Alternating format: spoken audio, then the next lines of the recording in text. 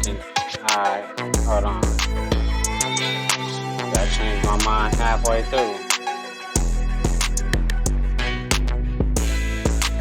Alright, fuck it.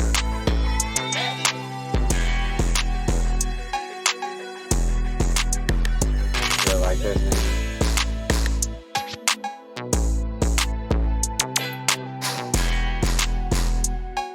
Trying to screen record my phone, but hold on.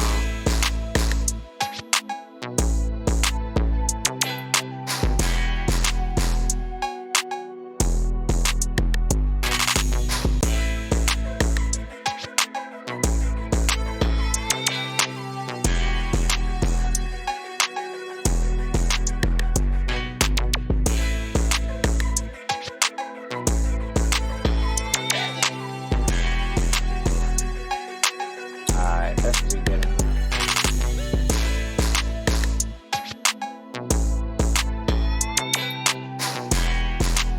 About to play some Battlefield? Hold on. You fucking dog, huh?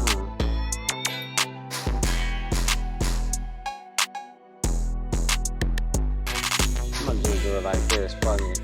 I like it like this better. Fucking get my shit together. Oh, video killed the. No, hold on. Oh, shit, nah, I don't want that.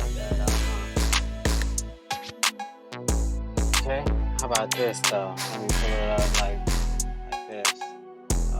Yeah, I'll pick one. Hold on, randomly. Let's see. Come on. I'm trying to pick one. Picture, y'all can't see it though, but never mind. That's fine. Shit.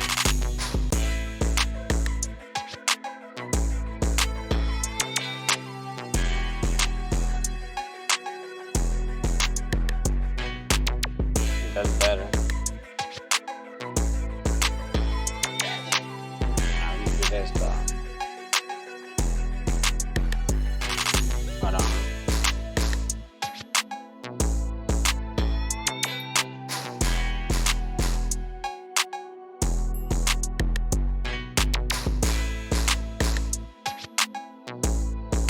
Wasn't the right button. Nah, I failed. Epic fail. Wow. Guess you can't win them all, right? Alright. Yeah, maybe.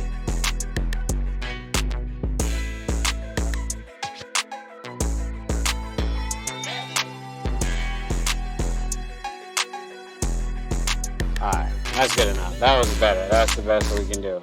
That's, you know? Saying.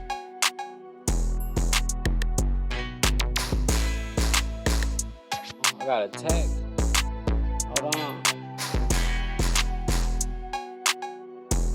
Why are they telling me about me exceeding my gigabit?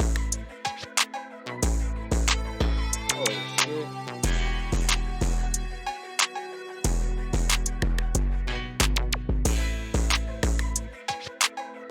Oh, that's why. Holy shit. Who cares? We'll go to Wi-Fi. We'll take the show to Wi-Fi then.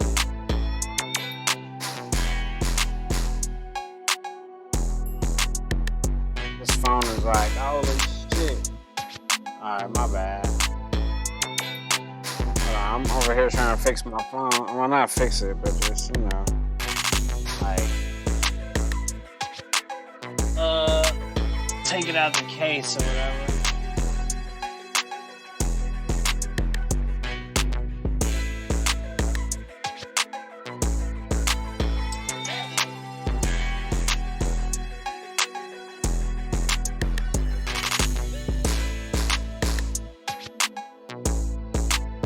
Man, that motherfucker like, please, stop.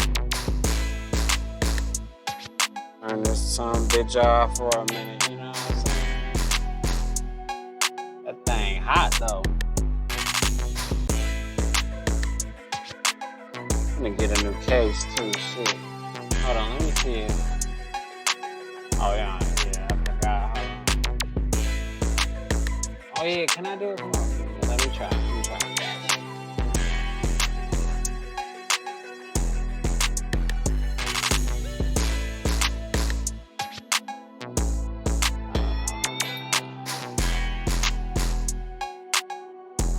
No, no, no. Alright. Okay. I'll do it the other way. Shit. Let me see. I'm about to play Battlefield probably. Or watch some videos, I don't know. Decided yet.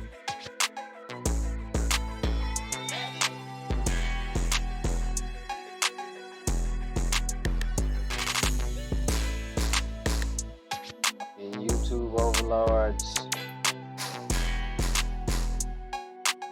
Damn.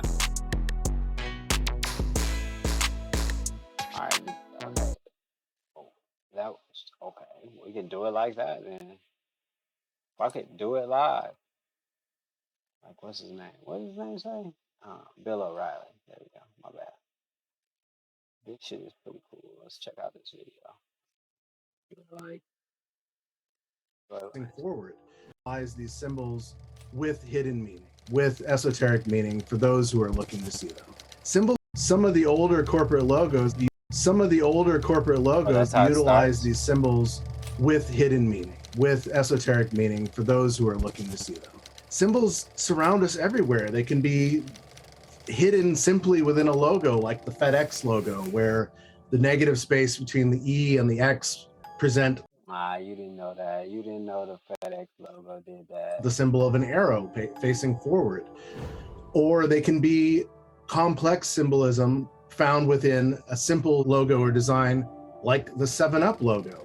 And for those who the chakra can actually see this symbol, like Manly P. Hall was saying, you realize that it represents the 7 chakras bubbling up from the root chakra, which is always depicted as a red circular shape. And so this is the red circle of the 7-Up logo. And then you get into the esoteric knowledge of the chakra That's why my favorite soda was and your 7 crown Up, chakra, you know which represents the pineal gland, is also symbolic of the lotus flower, which is what it's often depicted as. And as we know, the lotus grows out of the water and can also contain a lot of dimethyltryptamine or DMT, which is also constructed and built in your pineal gland in your own mind.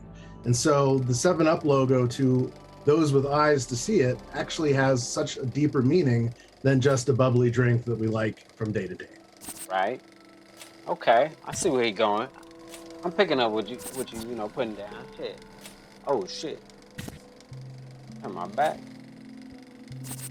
Oh, that was Google. The magic of symbols comes back to 3 simple shapes. And the shapes are the triangle, the square, and the circle.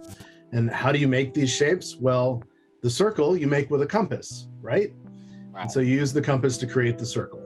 Okay. The square, you use a squared straight edge or ruler to create a square. And to create the triangle, you use both the squared straight edge and the compass. And both? Oh my. And it's fascinating that going back into secret societies, the compass and the squared straight edge is the symbology for the Freemasons. And so this is a really interesting aspect, that we're learning these shapes using these old tools and techniques. Right. Okay. And what's interesting about these 3 shapes is they can take on 4 different multipliers that totally change their meaning. And these 3 shapes literally are the building blocks for every single symbol and logo and icon. Okay. And so if we add the multipliers, we have numerology that we can add. And so we assign numbers to these shapes. The triangle has 3 sides. The square has 4 sides. The circle has 1 side. And we add this up and it equals 8. Well, 8 is a magical number, right? In gematria, this is what we would do. We would add these numbers together to create 8. And we're surrounded by 8 every day and don't really realize it. We have 8 fingers on our hands. Thumbs are not considered fingers. If you want to win the game of pool or lose the game of pool, you sink the 8 ball. There's 8 notes in a magical octave, and it starts on 1 note and it ends on the same note, but it's at a higher frequency. We're surrounded by 8 3 times in the day. So the first 8 hours of the day is the morning, the second 8 hours of the day is the midday, and the third 3 hours of the day, or 8 hours of the day, is the evening. Right. And combined, this makes 24 hours, and so on. And so these shapes, definitely take on some interesting multipliers. A second multiplier is adding color theory to these shapes. And so in color theory, we either add light color, everything that we're surrounded by is either the abundance of light or the absence of light. Everything that we see comes from light. Exactly. Everything we see comes from light. Why? Like I always say, he said, kneel down and I'll give you this shit. But he didn't kneel down. So. It's all about light. The light bearer. I guess, right? That's what he just said? Or is he just talking about some bullshit? These shapes. And so in color theory, we either add light color, everything that we're surrounded by is either the abundance of light or the absence of light. Everything that we see comes from light. And so if we assign red to the triangle, green to the square, and blue to the circle, we have RGB, red, green, blue. And when we combine these three light colors together, it creates a bright white light. If we were to use these three colors as pigments or printed colors, and we combine red, green, and blue as a printed or pigment color, we get a rich black, is what we call it in the design world. And it's interesting because this is representational of as above, so below. So you have the brightness of the sky, and then you have the richness of the soil beneath. You see the symbolism in the infinity and the unity of the yin and yang symbol. I like to look at this as an island in the middle of the ocean meets an oasis in the middle of the desert, and there's the Kundalini energy that connects the two between. If you look into movie symbolism, I love to quote Star Wars. I would like to. If you look at the first, I want to bring up Kundalini as much as possible. And like in conversation, just out of nowhere. Have you ever heard of the Kundalini? It's one of them words that you can throw out there and be like, huh? I don't know, maybe not for you, but I'm gonna bring it up one day in conversation. I don't know how I'm gonna get it in there, but formulating and playing right now. The unity of the yin and yang symbol. I like to look at this as an island in the middle of the ocean meets an oasis in the middle of the desert, and there's the Kundalini energy that connects the two between. It's not as hot no more. If you look into movie symbolism, I love to quote Star Wars. If you look at the first three movies of the Star Wars saga, 4, 5, and 6, you have this interesting story of Luke Skywalker. And so Luke is a symbolic of Lucius, or the sun, walking across the sky. Lucius? And when it gets to night, he is fighting his dark father, Darth Vader, all the way until the next day when the sun vindicates or liberates the night sky. And so this is symbolic of the three movies. The first movie, you have Luke's story. The second movie, he's fighting his father. And in the third movie, he vindicates and validates his father by becoming the son that he has to become. By becoming. And so the symbolism here. By becoming evil, he had to, turn to the dark side. He didn't know. The fuck? Are you kidding me? You got to be kidding me right now. Hold on. Let me see something real quick.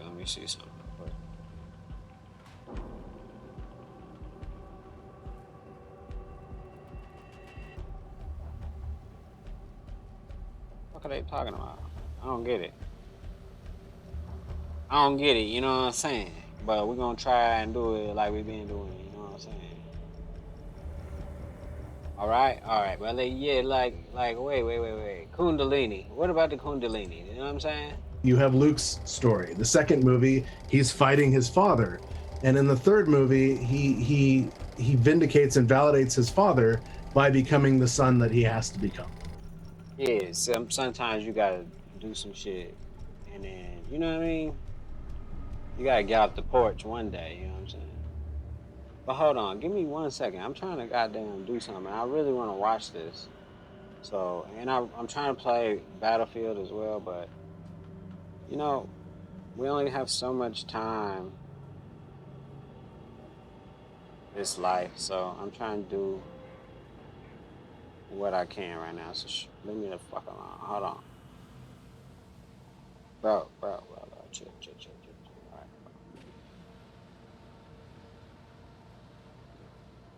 But y'all getting this Kundalini shit going on over here? You getting this shit or what? Y'all catching up or what? Y'all behind? If you got any questions, wait till the end. You know, we can answer questions. Or maybe, I don't know. I'm just saying. Or you can answer questions whenever you want.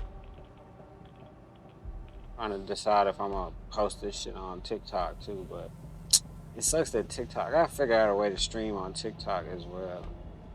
And like, you know, I mean, I know how to do it, but wait. Great Scott, I think I got it. No, hold on.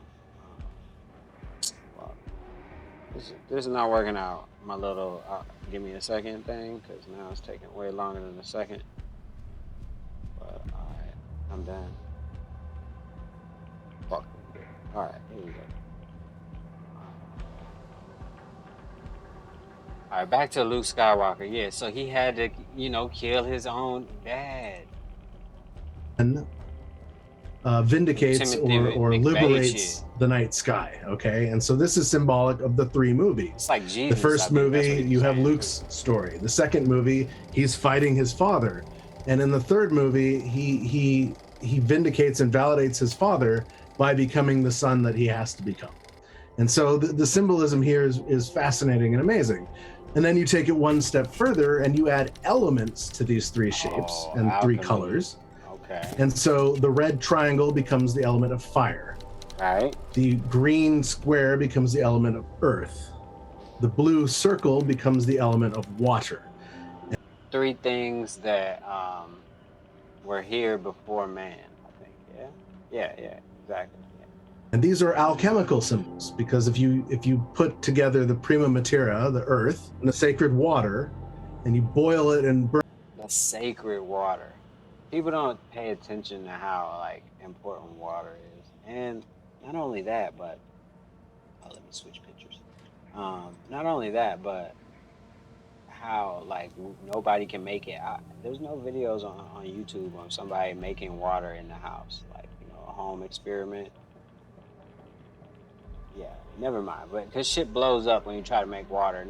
We just use the water that's provided from wherever. But yeah, people like to glance over the fact that water is a miracle.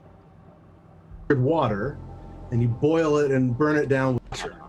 And these are alchemical symbols, because if you put together the prima materia, the earth, and the sacred water, and you boil it and burn it down with the fire, what you're left with is this white powder, this philosopher's stone, or the mana, which is a white light stone, which is incredibly fascinating. But then we can take it one step even further, and we add dimensionality to these three shapes. And so the red fire triangle becomes the pyramid. Well, we know in ancient Greek, pyramidium means the fire in the middle. Okay. And so then the square, which is the green earth square, becomes the cube. And the cube is representational of the earth. It has 6 sides. It's dimensional. It can be measured as through cubits or through the ruler. Or if you're a despot or a monarch or something, you would also rule the land of the earth. And the 6 sides represent the 6 continents of the planet. You have North America, you have South America, you have Eurasia, you have Africa, you have Australia, and you have Antarctica. So these are the 6 surfaces of the cube, which represents the earth. And then for the blue water symbol of the circle, you have the sphere, which becomes a globe. And how do you navigate the globe? With a compass. And so you're back to this ruler and this compass aspect. And so in Zoroastrian, Zoroaster himself said that the greatest symbol of the human is to stack these 3 magical shapes together to create the symbol of the human. And so you have the circle, the triangle, and the square representing the symbology of the human. And this was like 1500 BC. And so if you take that symbology that he's talking about way back then and you apply all of these multipliers that we just talked about, the head becomes the water element. The upper torso becomes the pyramid or the fire element, and the lower torso becomes the cube or the earth element.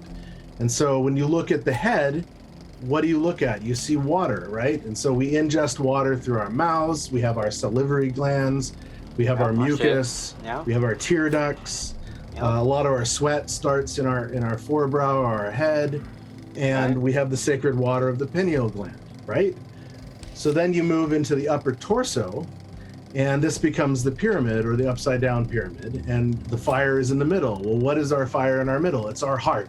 It's pumping our red fire blood, right? Red fire But then we also have all of our blood. Processing organs within the upper torso as well. And so Charlie Sheen was trying to let a nigga know when he was talking about tiger blood. They are burning the fuel that we feed our bodies to make our bodies work.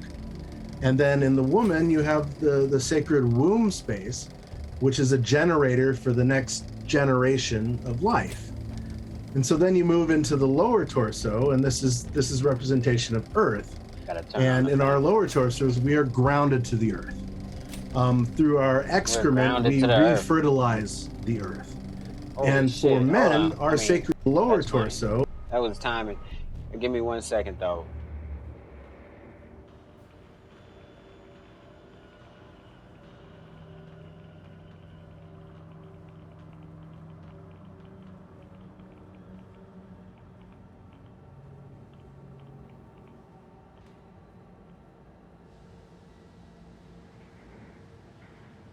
Oh yeah, it ain't over, mother. All right, here we go. Oh, and this is representation of Earth, and in our lower torsos, we are grounded to the Earth. Through our excrement, we refertilize the Earth, and for men, our sacred seed comes from this lower element of Earth. It's the Earth seed, and it fertilizes the egg in the womb, which creates the spark or the fire of life in the generation or generator of the womb, creating the next life. And so all of these symbols together create this magical aspect of symbolism, and it can then be applied to, corporate logos or esoteric knowledge as well, moving it into different directions. And so coming full circle back around to corporate logos, this is a fascinating question, a fascinating topic. Some of the older corporate logos, I believe, utilize these symbols with hidden meaning, with esoteric meaning for those who are looking to see them. In my own field, I've created logos that definitely utilize these aspects, but if we're looking at corporate logos that represent, like, for instance, the circle, we can look at the ESA or European Space Agency logo, which is a dark blue circle representing the water of Earth. The E represents Europe or the Earth. And then there's a dot in the circle. And if you look at the dot, this could be a satellite, it could be the moon, it could be the star of Sirius. There are different representations of what it could mean. Or you look at a logo like the AT&T logo, and you also have a blue sphere. And through the blue sphere are stripes, white stripes. And these represent telecommunication, or fiber optics. But if you're looking at it as a water or sphere element, then these stripes actually represent the clouds that cover the water. And so there's an interesting esoteric, background to that symbol as well. If we're looking at triangle logos, look no further than Delta Airlines, right? Delta is the fourth letter of the Greek alphabet. Its symbol itself is a triangle. And the Delta logo is 3 pyramids rising from the ground. So it's showing flight. So you have a smaller pyramid, you have the negative space in between, which is the secondary pyramid. And then on top of that, you have the third pyramid, and they're both dimensional shapes. And then you get into the square logos. Well, we could look at the squares of the mind's eye with or stained glass windows. The stained glass windows and the windows to the eye of the Microsoft logo. But Another logo that I really like to look at that has such magic involved in it is the Rubik's Cube and the Rubik's logo. And so here we are, a cube. It has 6 sides. There are 6 different colors. And each side has 9 squares or 9 facets of color. And to solve the puzzle of the box, you have to unify each side with a different color of these 9 squares. And what's fascinating with the number 9 is it's one of these master magical numbers. And so hidden right there in plain sight is a number that if you add it to itself or you multiply it by other numbers, the gematria of this number will always equal 9. For instance, 9 plus 9 is 18. 18 is 8 and 1. That's 9. Add another 9 and you have 27. 2 and 7 is 9. If you multiply 9 by 6 for the 6 sides of the Rubik's Cube, you have 54. Well, 54, 5 plus 4 is 9.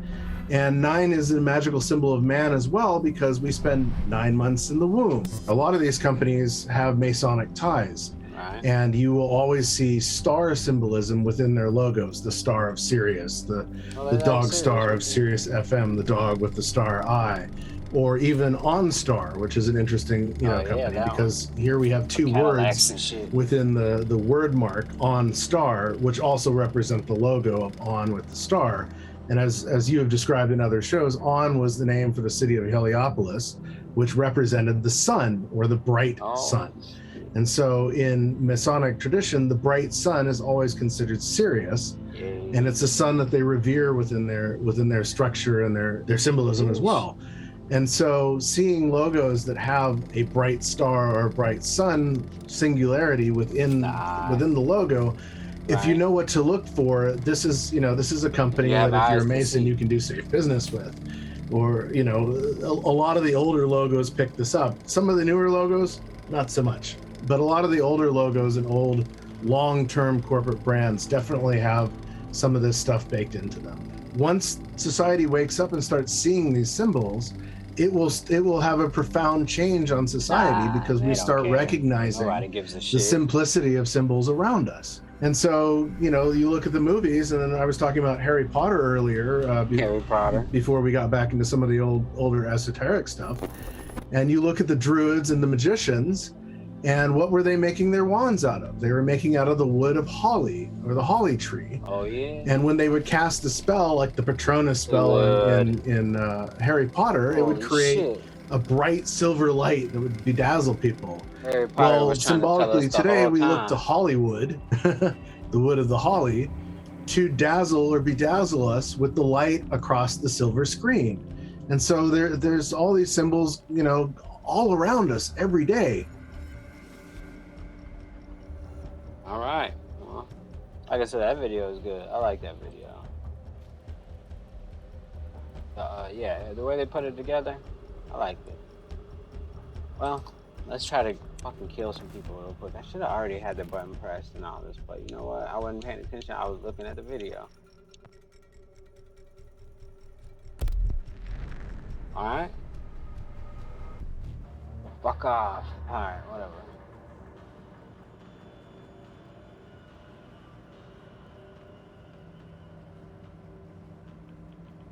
I wanna watch. Hold on.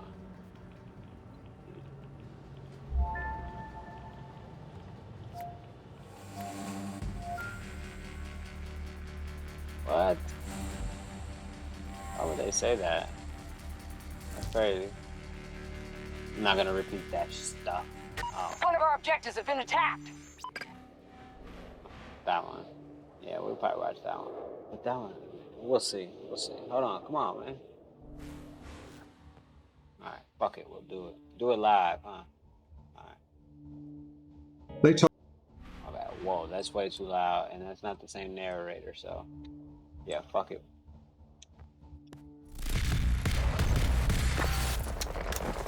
Holy shit. We need to secure the area sector by sector. Capture the objectives and push the Russians back. Wait, maybe I just haven't played it in a while or something?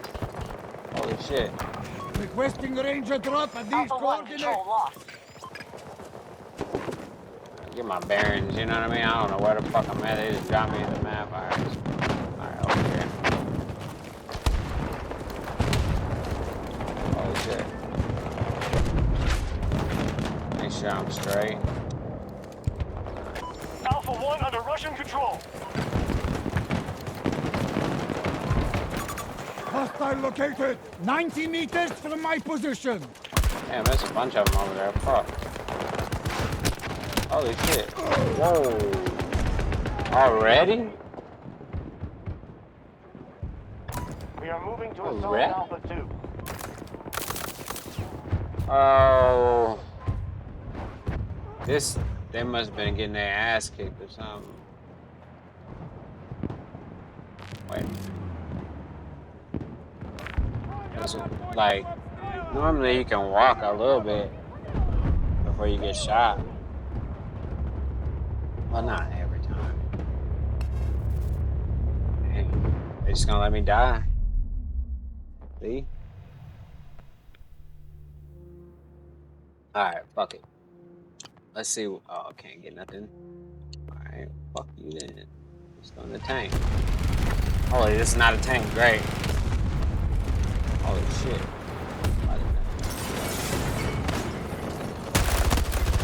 Oh, what the?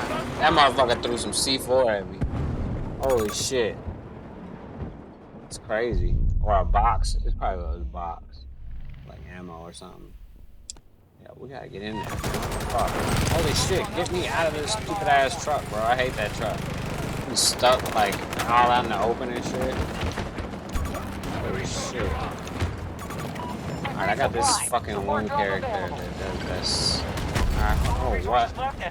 Oh, there's too many people in there already. Fuck it. I can't get nothing yet. Alpha 1 assault initiated by our troops. Alpha 2 has fallen to the hostiles.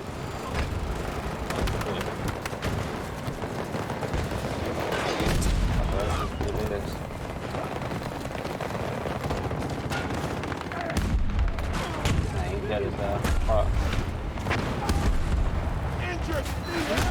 Oh, damn. Oh yeah, it's Friday night. I forgot. I guess I'm gonna have to get sweaty because on Friday night, these motherfucking nerds be on PC and all types of shit. Playing this shit all night. I've been off doing other shit all week. So they probably fucking super good at this point. You take a week off this game? Hold on, let me fucking switch this character because that character got me stuck in a rut. I can't even get a fucking like a look at nobody before they fuck me up. Where the frick is my dog? Hold on, let's go over here. Let's see. Can I get that dog there? Oh, I need somebody to watch my ass. Marking a hostile. Oh, can't shoot nobody. All right, that's good. It's a plus when you can't even hit nobody.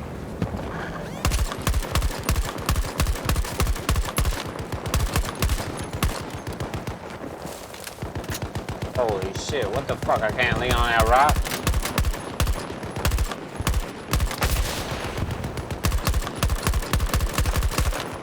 Oh.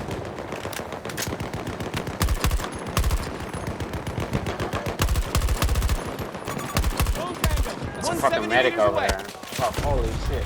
Who's shooting at me? Hey, stupid. Oh, fuck. He's trying to kill me.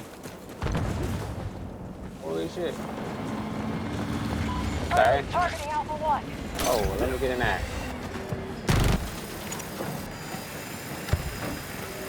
There we go. Alright, yeah, it's fucking, what, Friday night. I gotta play it smart tonight if I want to get some kills. Oh, right here. What's the fucking, damn, that nigga drove through the building. Holy shit. Oh, I'm back in this bitch. I like this guy. I like the way he working. He just drove through the whole building.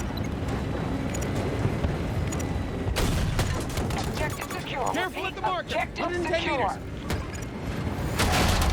Eyes Another forward. tank right there. Right on the map. They full too. Holy shit, I can see. Oh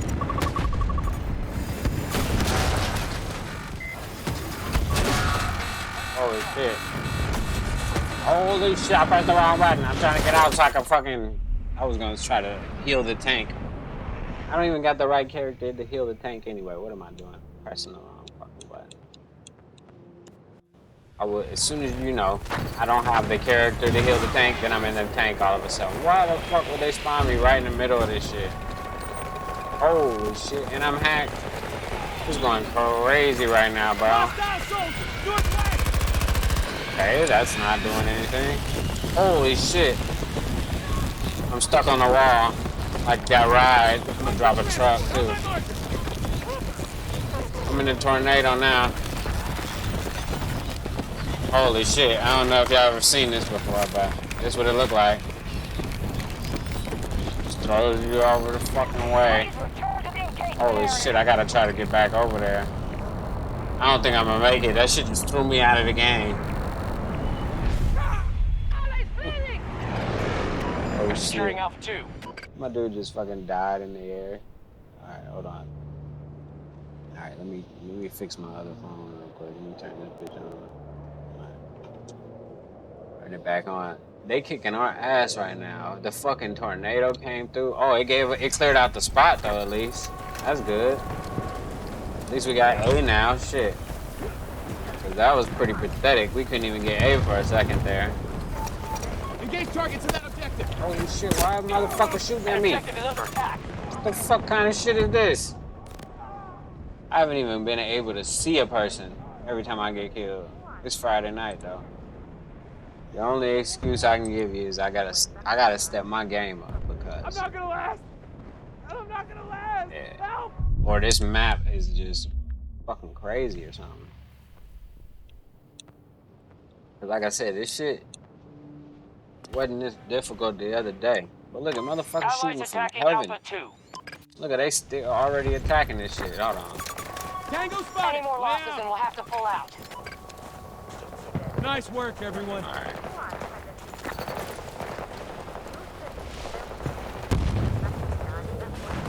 I think I'm just playing like ass, bro. 200 meters.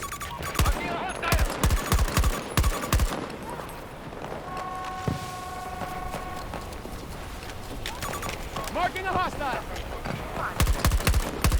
Ready to deliver supplies. Nigga doing this shit, bro.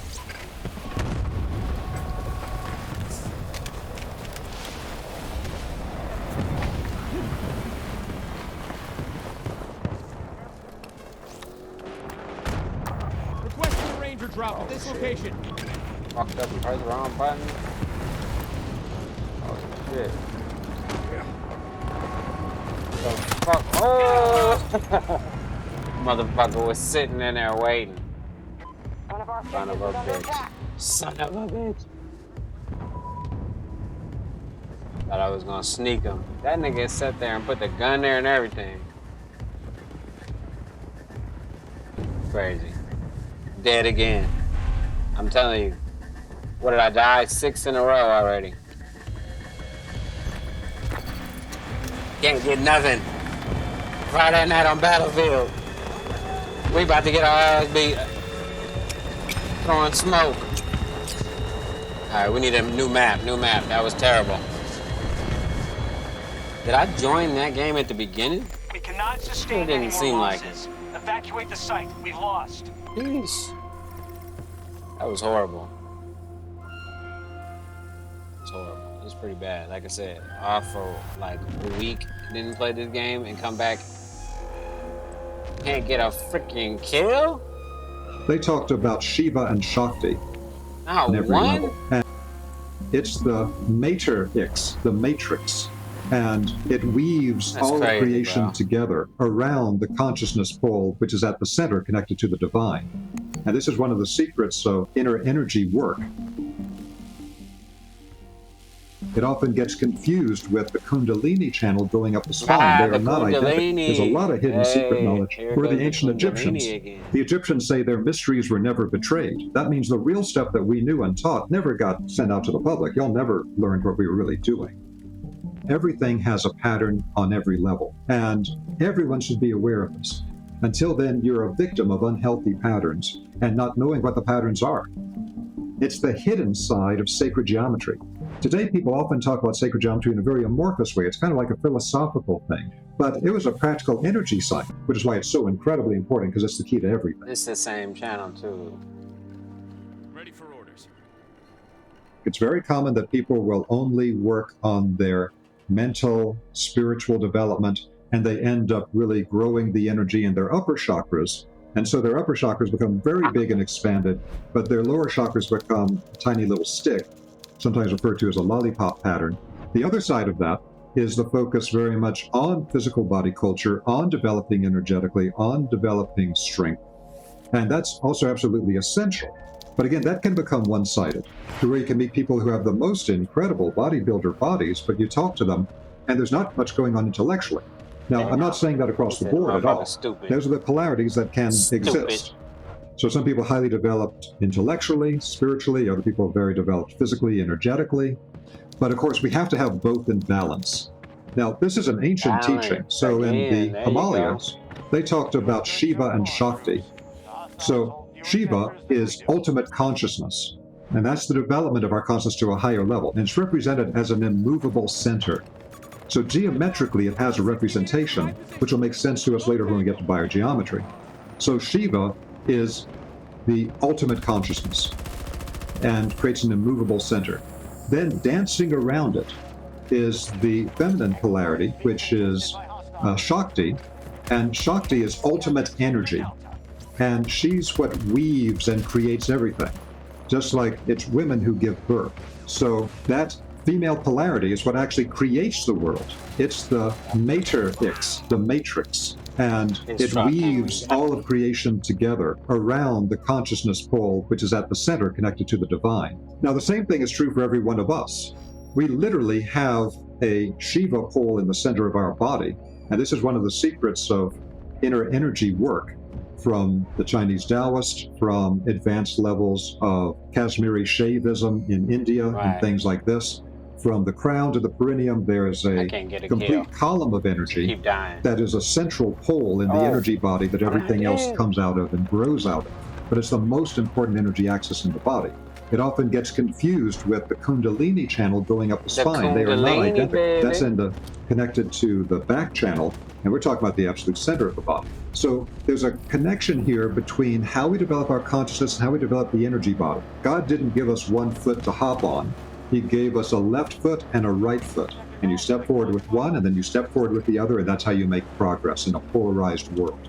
We're given the polarities of consciousness and energy. You cannot develop your consciousness in a stable way to a higher level without having a strong energy body to support it. The physical body and the energy body is the base of the pyramid that the capstone of the consciousness has to be on, or the whole thing will crumble. They're trying to kill me now. By the same token, if you don't have the consciousness developed, then there's nothing to guide you in the proper development of the physical and energetic bodies in a way that actually does create the type of longevity that the Chinese Taoists talked about, where it was common to live to be 150 years old. So there is an essential link here where to develop the energy and physical bodies to their fullest extent, not just for short-term muscular growth, but for long-term survival as a kind of Taoist immortal, that requires a lot of consciousness development and an analytical capacity. What the fuck? And by the same token, to develop our consciousness, we have to have a strong, supportive energy body.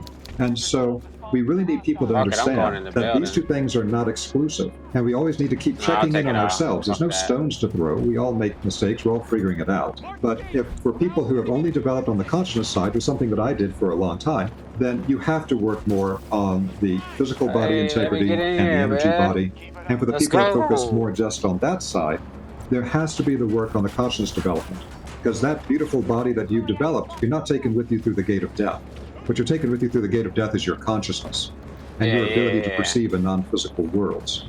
So this is one of the great secrets of sacred geometry, and that is this idea about, in modern physics, they had a complete revolution in physics based on the concept of wave and particle. So before they thought, well, everything's a particle. We just keep going deeper and deeper into smaller and smaller matter, and there'll be a final, indivisible little solid thing. That's what they thought in the 1800s, a little solid billiard ball of matter, and that's everything else forms from that. It's a materialistic dream. Well, that all got blown out in 1900.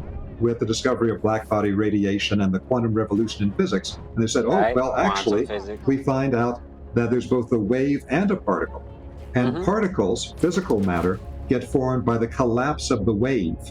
That's literally what they call the collapse of the wave function in modern physics. This means that our energy body is the wave, and it actually collapses or crystallizes all the forms in the physical body. Today, we analyze that in terms of things like stem cells and things like that. But the stem cells are just another part of the particle system. And what's really behind it is the wave, the outline of the human body that gets filled up with matter.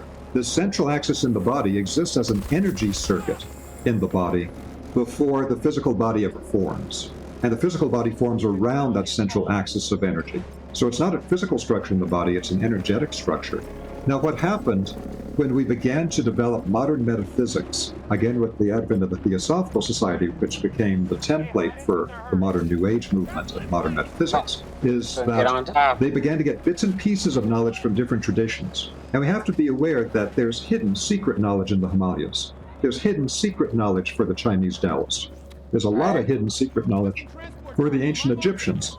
The Egyptians say their mysteries were never betrayed. That means the real stuff that we knew and taught never got sent out to the public. Y'all never learned what we were really doing. And so they get little pieces of knowledge. So one of those things was they found about the Sushumna channel in yoga. But Sushumna, writ large, is really an interior channel along the spine that helps to move the energy up. That's very similar to what's called the governing vessel in Chinese medicine. It's quite similar. But there are some slight different structures because in reality, there is on the inside of the spine toward the center of the body, but not in the axial center, but along the interior of the spine, there's a channel of energy. There's another channel of energy that runs inside the spine. There's another one that runs, although not as well known, on the outside of the spine going up. Then there are the channels running up to both sides of the spine, the Ida and Pingala channels like you were talking about. And those channels don't only run up straight, they actually cross over, creating a caduceus pattern going up like you see in some of the Indian and Nepalese illustrations. All of this is connected to the energetic structures of the body that the physical matter forms around. And so what happened is that many traditions considered the absolute center channel of the body, which referred to today in Taoist yoga as the thrusting channel, or the Taiji pole, and had some other names in ancient Chinese. And then some of the knowledge coming from India. And in some of the Indian traditions, we have to be aware the Indian tradition, just like the Taoist tradition, was not one unified tradition where everybody did the same thing. It's the whole concept of Hinduism is a name for the conglomerate of a whole bunch of different sects and groups that teach things a different way, develop their energy body in different ways, but with similar core concepts of chakras and nadis, etc. Same thing for the Taoists. They have the same core concepts of the energy body, but they develop the energy body differently based on those concepts. So it's considered to be very secret that there's an energy channel running from the crown to the perineum, and that's the core energy channel of the body that interacts with, but is separate from the energy channels running on the four sides of the spine and crisscrossing on it. These are all different energy channels. So one of our fascinating opportunities today and challenges is to be able to properly put together the pieces of information from different traditions into a unified whole. I don't know. He's not as easy to listen to as the other fucking guy, but yeah, whatever. Of the understanding of the subtle body and different practices. So if you go to any classical ancient spiritual tradition, they understood there are different levels of structure, different levels of manifestation. From the high divine level where you're connected with the one being of all things and all beings together as a unity. And then you go down to these multiple levels, given different names and different traditions, all the way down to the physical plane. And we need to understand that the electromagnetic is actually below the physical plane. Now we're getting back it's not like energy, it's not above the physical, it's actually below it. The whole idea here is that there's a pattern behind everything.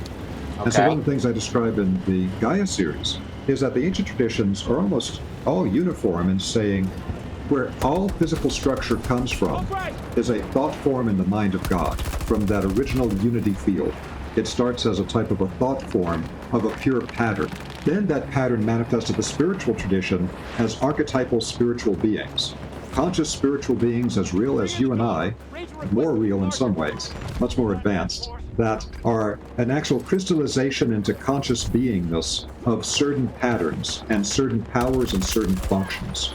And then they understood that from there, you begin to form the patterns of karma, of actual physical incarnation, of what in the West and the Theosophical Society call the causal plane. Then you come down to the forming of the structures of how we understand things conceptually at the mental plane. Then it comes down to how it forms the structures of our emotional body, which is what really drives most of our behavior. And then it comes down to that wave talked about in physics of the etheric body, the chi, ki, prana level of vital life force.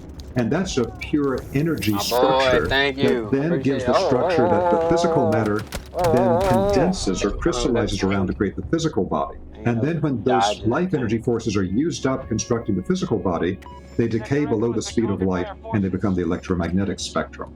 So if we understand that as the basic understanding in the ancient world for how everything works, then we can understand that it's the patterns behind everything that are absolutely key. So we have to understand, as we grow up from a child to an adult and start taking care of ourselves instead of somebody else taking care of us, that process of maturation in every lifetime is a type of microcosmic playing out in a single lifetime of what happens to us as a spiritual being across multiple lifetimes. We start not knowing anything, being very ignorant, and higher spiritual beings have to guide us and teach us. And then we incarnate in the physical body, we go through a whole series of those things.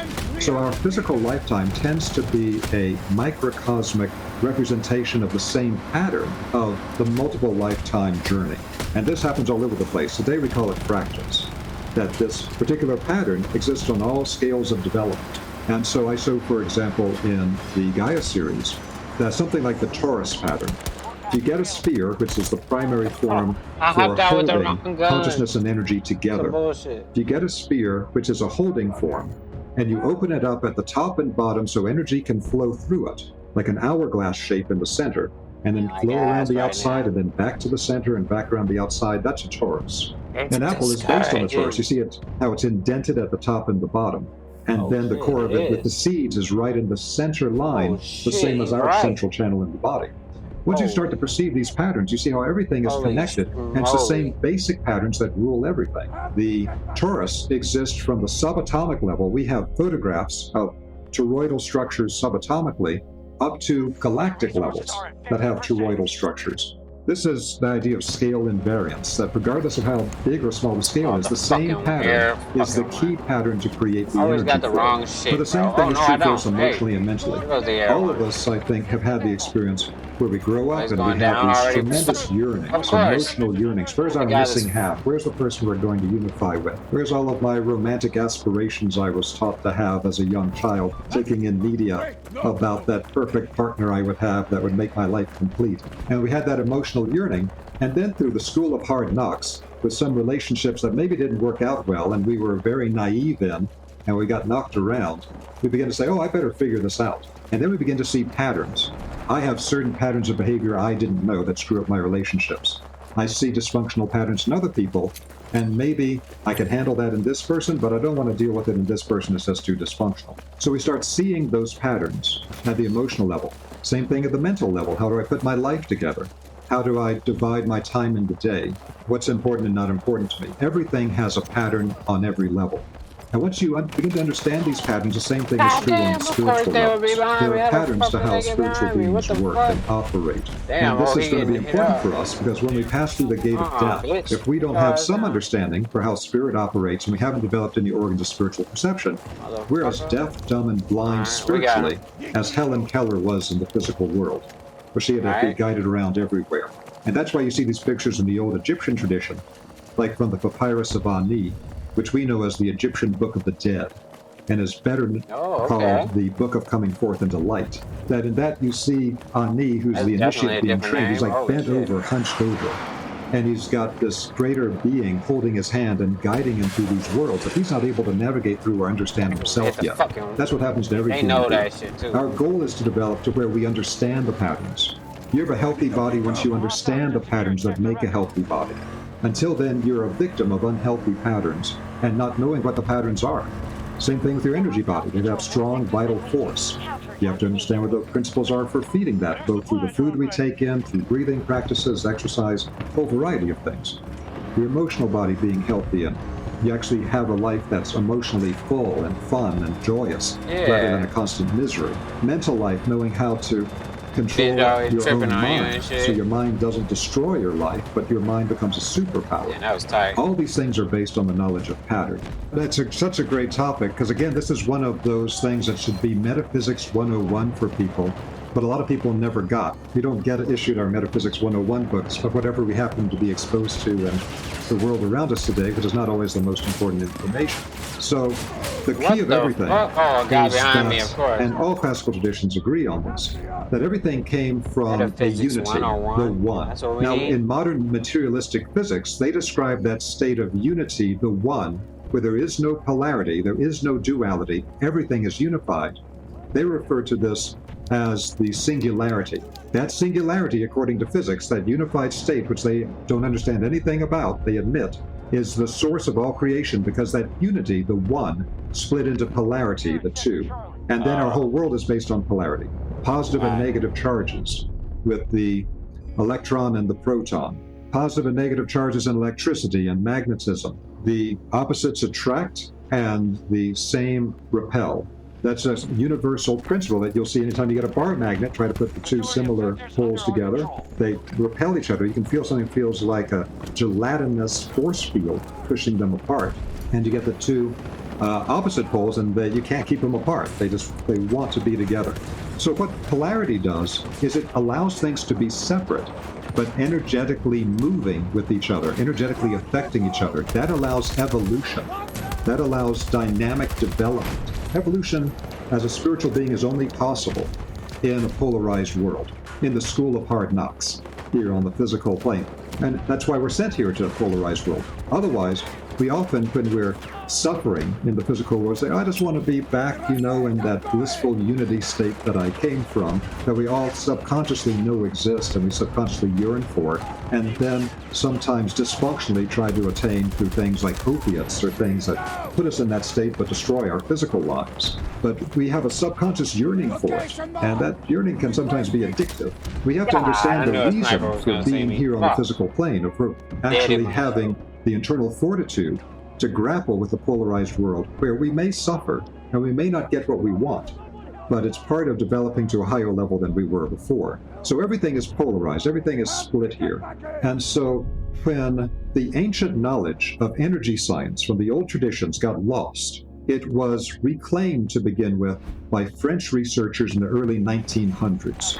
The Chinese knew a lot about it, the Indians knew a lot about it, all these ancient cultures worked with it, but the people that we found that knew it the most was ancient Egypt. Ancient Egyptians mastered the art of what they called shape-caused waves. These are the subtle energy waves coming from any geometric form or any shape. It's the hidden side of sacred geometry. Today, people often talk about sacred geometry in a very amorphous way. It's kind of like a philosophical thing, but it was a practical energy science. Biogeometry is reclaiming the practical energy science side of sacred geometry, which is why it's so incredibly important, because it's the key to everything. So Dr. Karim took that stuff back to Egypt, began to work with it, and he has an incredibly important mental question with this. He said the French identified all of the polarized energies that make up the life energy functions in the world. Everything inside your own energy body that creates every function you possibly need, whether it's more yin or more yang, or all these different types of functions. He said, but this is always shown by the French as a circle, and on the outside of the circle are all these different bands of energy. And again, one of them might activate this organ, and this other one will sedate this organ. They all have different energies, and they're polar opposites to each other. And he said, but they're not asking what's in the center of the circle.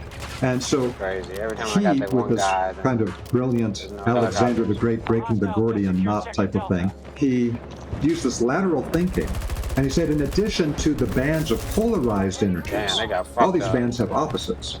That the French discovered there's got to be something in the center that's a universal harmonizing energy that's not polarized. This is the energy from the original unity state, because the original unity state broke into the polarity that made up everything in our world. Two opposite genders, yin and yang, light and dark, hot and cold, all that stuff. So he's like, The French have mapped out all the polarized energies of the polarized split as it pertains to human life energy. Oh, But what oui, about the that French. unified field force, that original energy of the singularity, that divine state in the center? And he actually then identified, using the French bands, particular energy bands that resonated more strongly with the center than others, particular sub-bands in the whole system. And that's what developed the concept BG3. In his initial work, he discovered 3 precise sub-bands within the 12-band system of the French that we use for practical shit, purposes. that's It's a not that tank, hard to my learn. Today, in the biogeometry advanced training, we'll teach people 28 sub-bands that resonate very strongly with the center. But we have to understand that these are where that center energy resonates with the polarized energies on the periphery very strongly, but it in itself is a unity of the one in the middle. It has no duality or anything else. Now, what Dr. Karim found is that he could directly tap in to that unified field force, the universal harmonizing energy of the BG3, and that would harmonize and balance all other energies in existence. All the other energies that exist with all the other polarized bands, they get unified, tied together in the center, and harmonized. To harmonize all these different energies we have in our body and energy field, without the harmonizing force, everything just becomes chaos, and it just tears apart at every level of creation, including in the human body. But if you can amplify that harmonizing energy, everything improves. Everything gets better. It's the universal donor. That harmonizing energy of the BG3 is the only energy in existence, which comes from the divine plane, the original unity, that you cannot overdose on. So he created then, Dr. Karim created an entire system of biogeometry. This concept from the French of the shape-caused waves, where geometric forms emit particular energies of the bands, or if you know how to modify them, can actually emit the energy of that harmonizing universal field force, which Dr. Karim figured out how to do, and created the entire system of biogeometry. So biogeometry is about the effect of shape-caused waves and geometric energies on life forces. Holy smokes.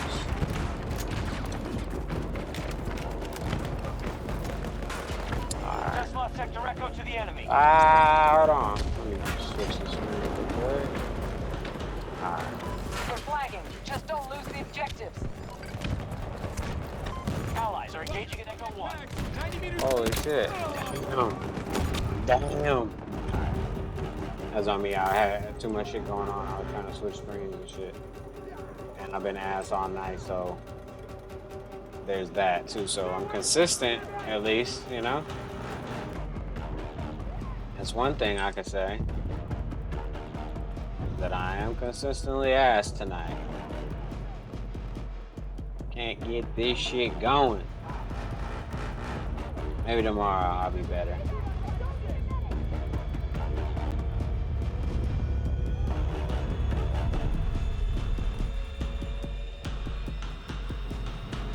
Our forces now control all of Sector Foxtrot. Damn. All hostiles retreating. We see, it's one of them nights where I do bad, but we still win. That's crazy.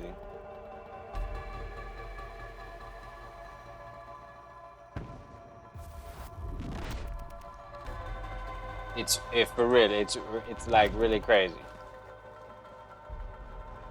But you know, we'll just do what it do. Hey, real tone, it's some real money in the room. What would you have done? You would have helped him?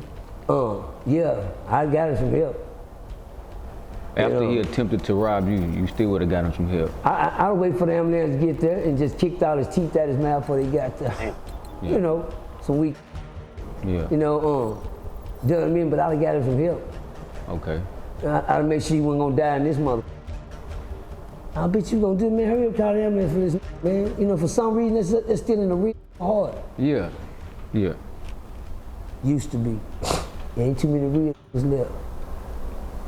Watch your die now. You hear what they say? Stand over you. Stand over you. You know?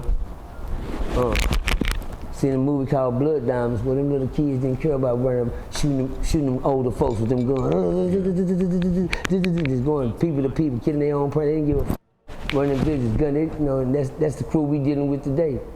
Mentality.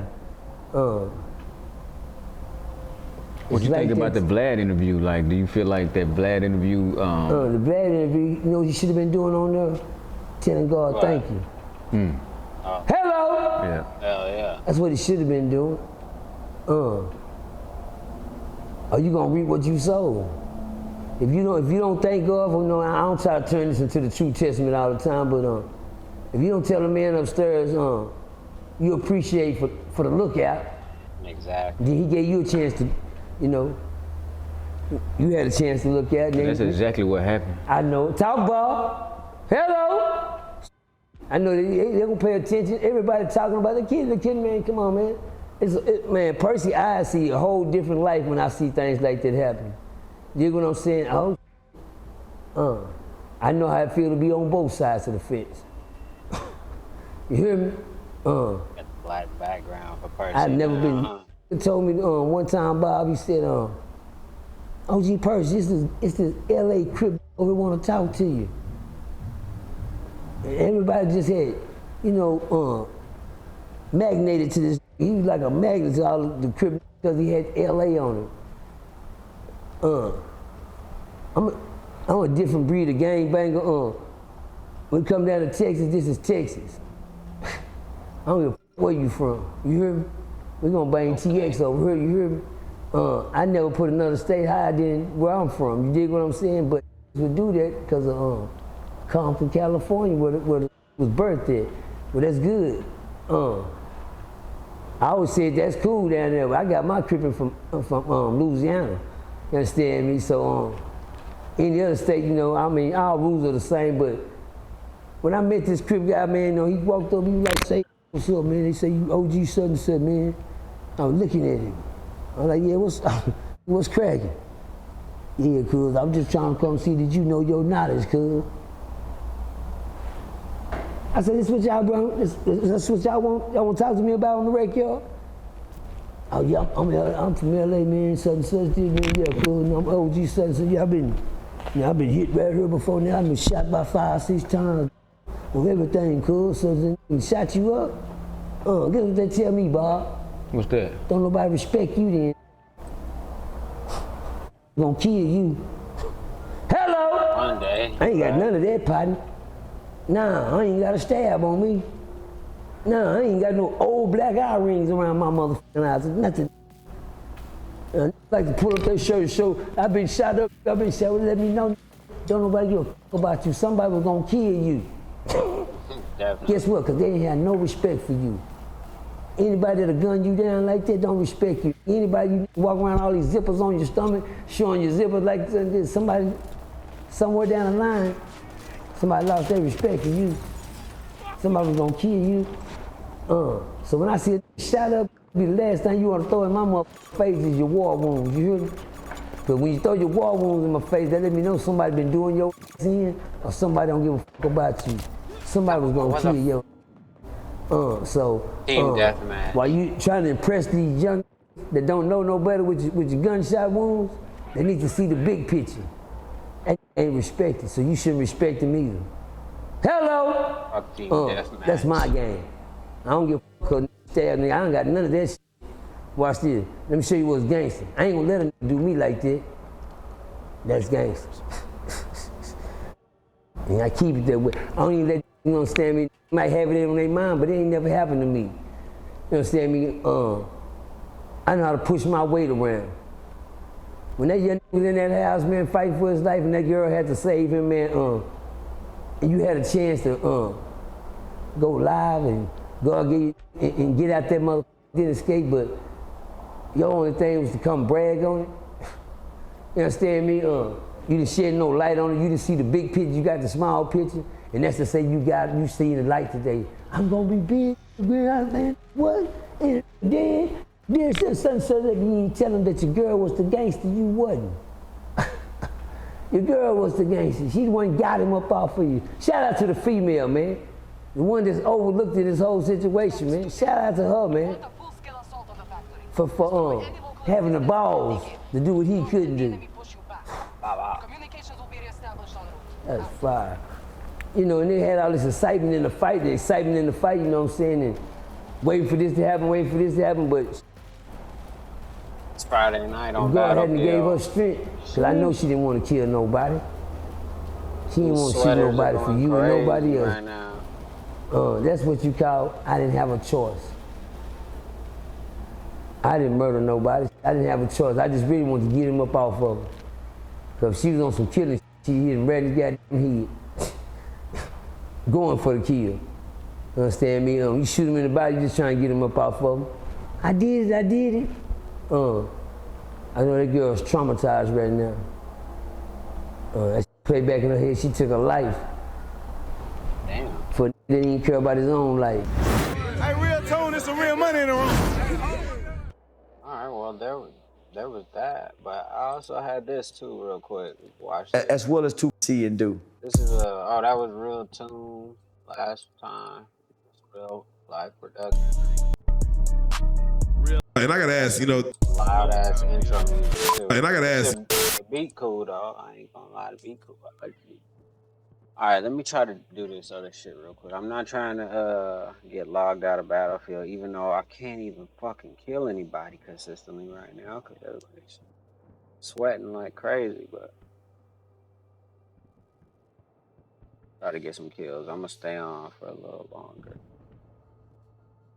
Kills. And if not, we'll be back on in the morning or the afternoon or whatever, you know how this shit goes.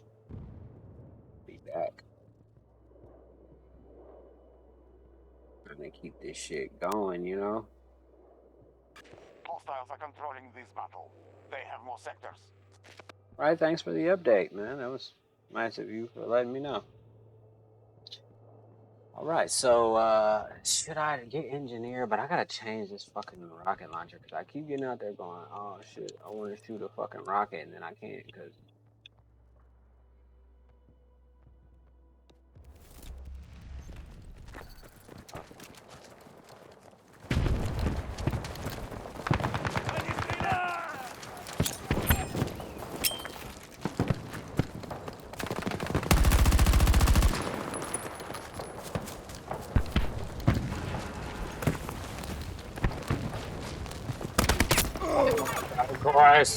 Of course. He's hiding right here. Motherfucker. Man, if I would have had the other guy. Every time I die, I'm like, I should have had the other guy. That's like my thing, I guess. Oh shit. I didn't know I had a thing, but that's my thing apparently. Holy shit. Somebody got me. I mean, running in there, I got that shit down. Living after I do that, that's the part that I'm still working on. Alright, so what gun did this guy got on this shit?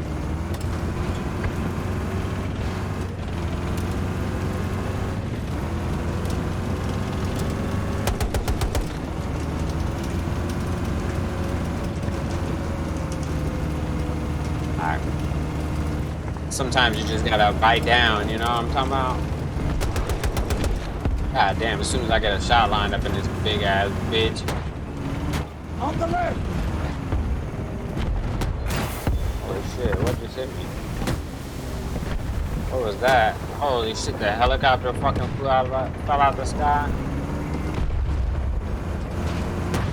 Something ahead of us!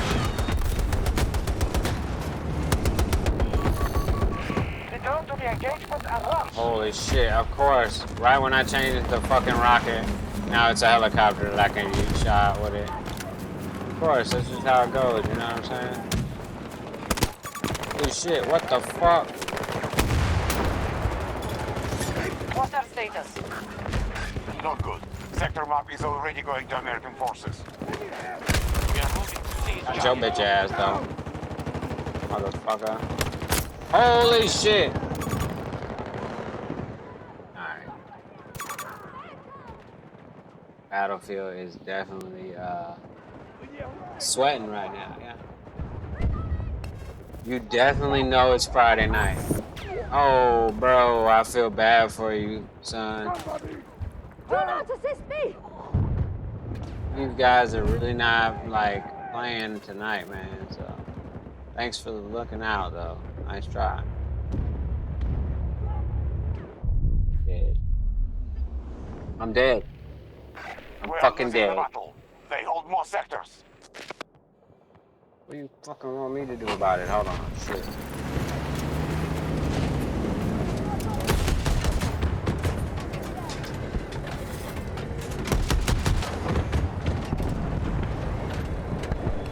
We're attempting to secure objective Alpha 2.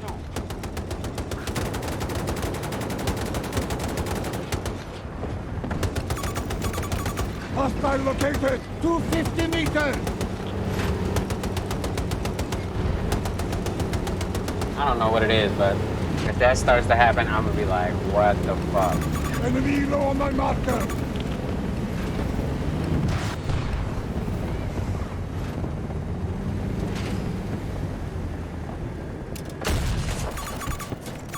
Enemy soldier. 200 meters. Red zone. Alpha sector. Enemy soldier mark. Bravo is taking a toll on our forces. Cancel that. Marking a hostile. 200 meters. Funny, because now I want to shoot a rocket to shoot that helicopter, but can't. Hostile located.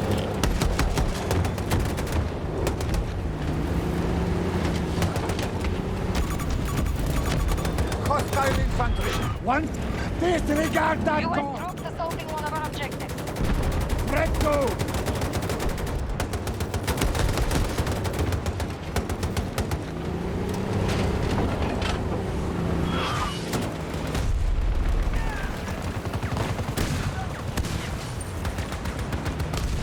Holy shit, the tank is going downhill. They have secured Echo. Holy, oh, I was gonna try to repair it. I couldn't repair it. Oh, the tank's gone. These coordinates. Hostiles control more sectors.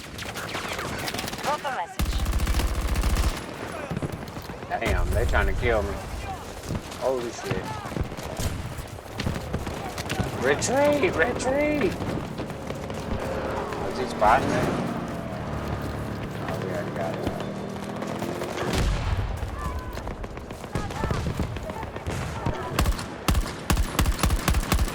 Oh, wow, okay. I'm reloading. What to say? What the fuck? Holy shit.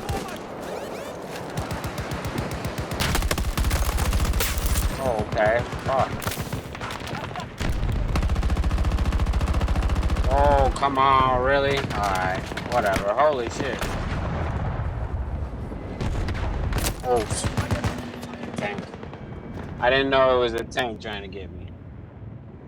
I knew somebody was shooting at me. So crazy right now. Friday night battlefields. Kind of frustrating. Wait, and I gotta ask, Whatever. we've been seeing a lot of UFO being shot down, unidentified flying objects. I'm just curious, do you believe in aliens? No, I don't believe in nothing. I don't believe in nothing. Only thing I believe in is death. That's the only thing in life we know is absolute certain is death. I don't believe in nothing else, my nigga. I think everything is a maybe, iffy. Man, motherfuckers just talking, they don't know. And I think everybody is tricking us. We don't know what to believe. Most people don't know, homie, at this point, the sky is a computer screen. Holy shit. I'm gonna say it again, homie. At this point, we're not aware that the sky is a computer screen. China said that they can put a fake sun in the sky. Like Hunger Games? Man, China said they can put a fake sun in the sky. The things that we think we see aren't really what we see. We'll never know. So I don't wreck my brain trying to know if the world is flat around. I don't give that shit no thoughts. UFOs and aliens, I don't give that shit no thought. Life is too hard to try to figure out to worry about aliens. Too fucking hard right now. When you don't get along with your cousins, you don't have a great relationship with your father. Cool. Yeah, nah, homie. The world is life is too complex. Got other shit to worry about. As well as too complicated to wreck my brain about shit. All the possibilities that our government can see and do. Let me stay down here. Yeah. Let me stay down here, homie. So I can enjoy life. Because if I go there, nigga, the smallest things in life I'm gonna miss that you can enjoy. Nigga, fuck them side of life. Don't pay it no mind. Because we have no control over it. Fuck the nuclear wars that's being talked about. We ain't got no control over it. Fuck the scares of there's not gonna be any food. It's food today, so don't worry about it.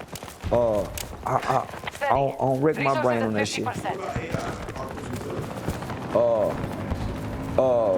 Nigga, you see that new rose they got, don't you? Man. They got a new motherfucking rose. Y'all seen that new rose? It got a fat tongue with spit in it. Oh, no. That motherfucker salivating. And that tongue that thick is, man, you can't eat pussy that good. And your tongue ain't that fat. And your tongue ain't gonna be that stiff.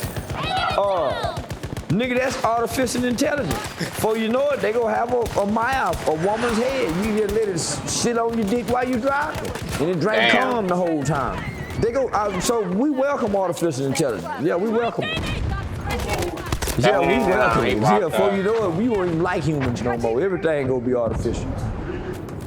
Shit, motherfucker ain't gonna, men and women ain't gonna like each other. They gonna talk text online. Why they fuck artificial intelligence thing? Whoa. Real life. Maybe he's right. Ooh, I don't know. Maybe.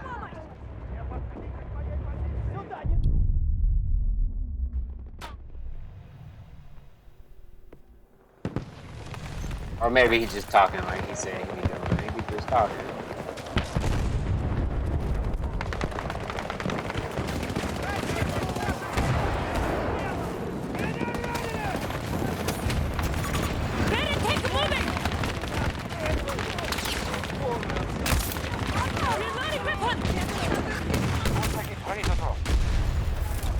Hell yeah, boy. Took one out.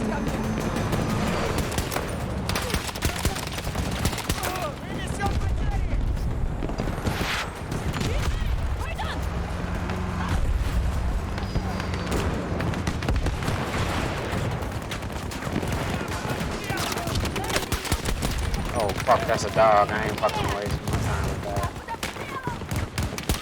Oh shit, a sniper was in there. Holy fuck. So much shit going on right now.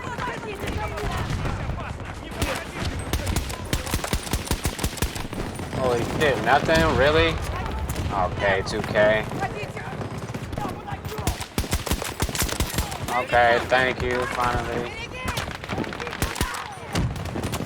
Oh, really, 2K? Fucking out of bullets? Gotta be fucking kidding me.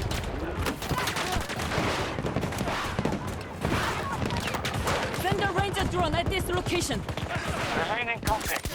Got his ass. Oh shit, I can't see shit. Oh shit, he got hit up.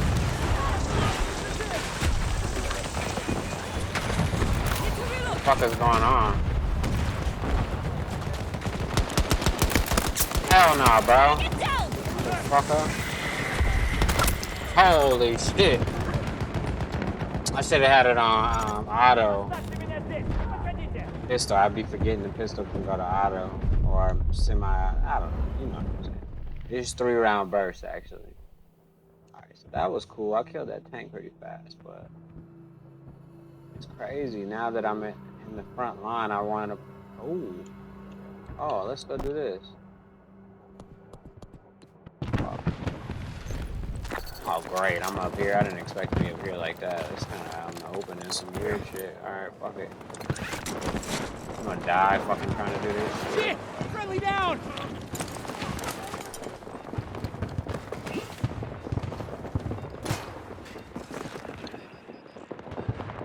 Charlie 2 under attack. We are assaulting Charlie 2. God damn, I should have blew the hole. Motherfucker. Should have blew the hole. Cause then I could have popped up on his ass. Give me a second.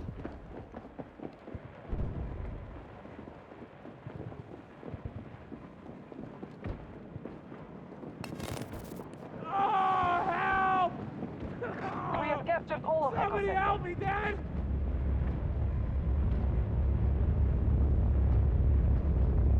We control most sectors on the battlefield.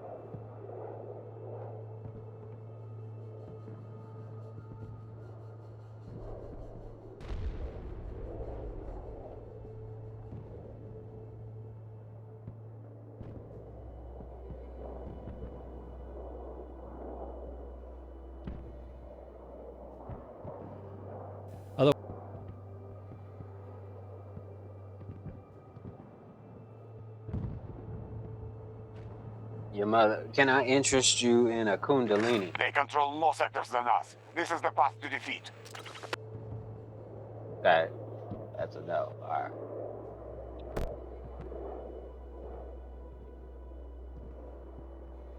Alright, but this is Charleston White. We're doing an interview with this self-proclaimed undercover cop that, like, you know, broke up a big gang ring. I don't know what state, but I think Texas. I don't know. But this is a portion of the story because they're dropping it in like portions or whatever. So let's take a listen. Otherwise, I'd be going to one of their houses. They distribute to the traps and then they sell out of those. But you know, by the time you're buying what they need, they know they can make better money just selling you direct. So they would just have you to their houses or meet you out on the, on the Church's Chicken or something and just parking lot meet you somewhere or whatever. But it was less about really, I think in general as a practice, most of these cats in this business don't want you to be involved with anything that has to do with where they lay their head. So I didn't play that game and most of them didn't, although I was in some of their homes. It wasn't a matter of, I think it was just a matter of circumstance where they was just had the opportunity and they were just like, man, screw it, because I know you're good. We've been working together for a minute, so it worked out fine that way. But it really wasn't 18 months, a long time in the streets.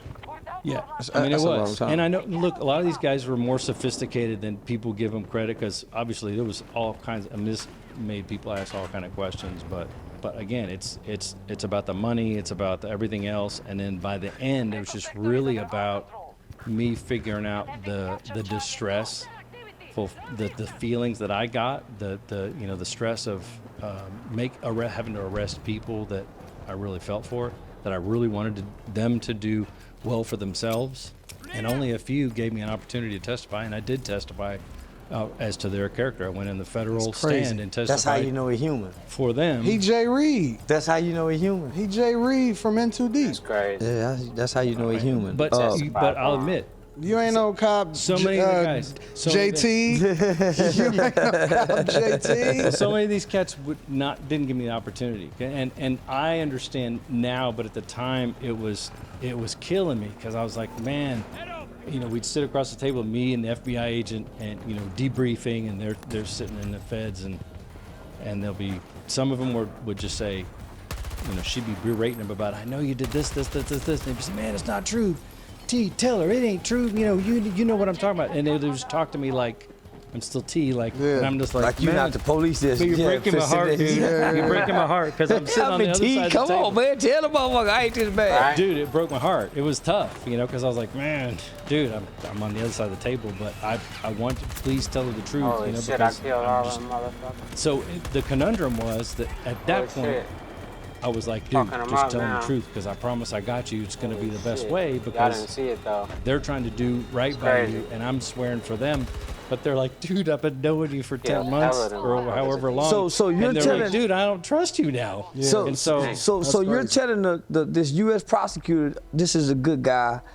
So you're advocating for this guy. Yeah. At the same time, telling him, man, just tell them the truth.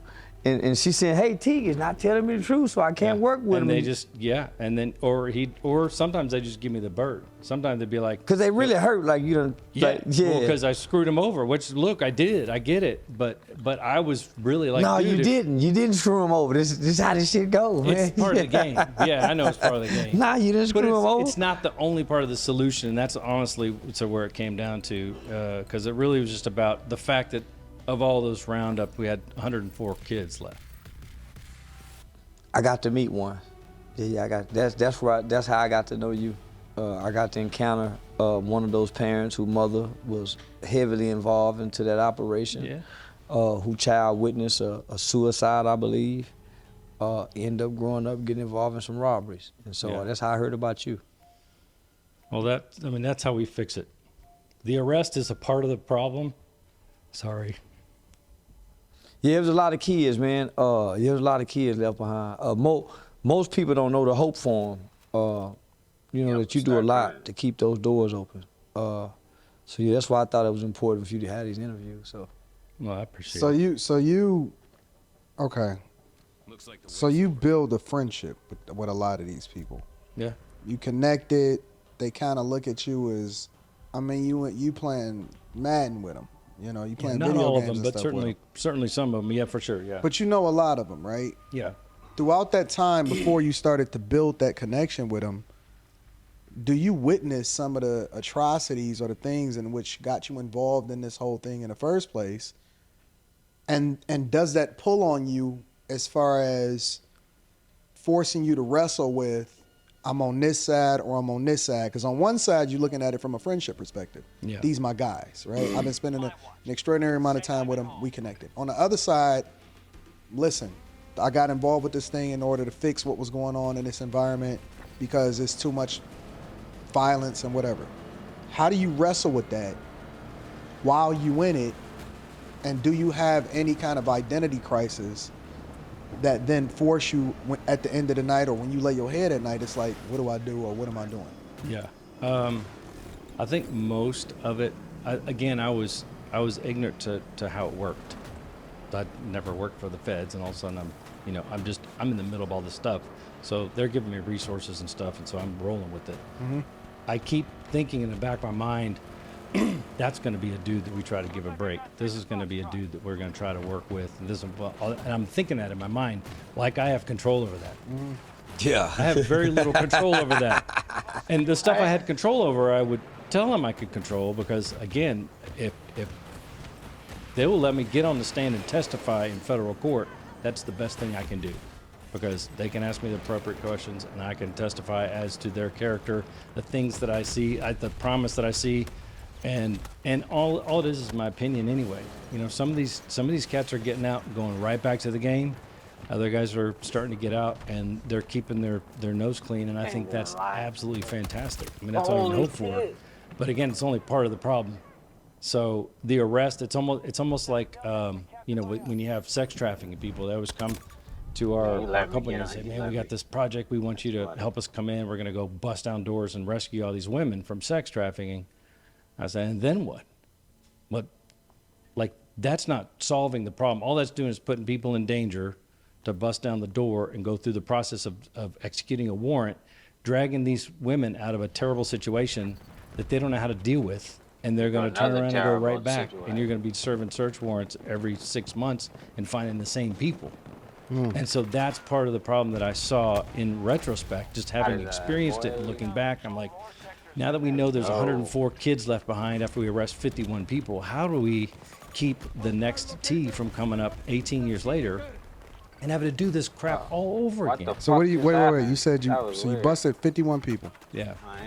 104 kids is left behind. Right. So these are people that have kids. Yep. And you arrest all of those people, and then they don't know what to do with any of these kids after you arrest them. Well, I mean, some were fathers, some were not so much. But regardless, if you have a father that exists and he's out in the free world, even if he doesn't pay attention to you, it's better than having a father that's locked up in the feds for 25. Yeah. So the whole premise, that's what was brought to my attention when we started really looking at what kind of meaningful experience this was, and that's what made me write this book. It's like, man, kids that was left behind. We've got to reach kids, starting with the kids that were left behind, but in general, the whole cyclical process only continues because now you got 104 fatherless children in a socioeconomically disadvantaged neighborhood that are now going to be the next gangbangers. And how do you intervene? That's how you intervene. Well, there you have it. Holy shit. That shit went all the way back up. And that's an undercover cop, like I said. Charleston's partner, I guess.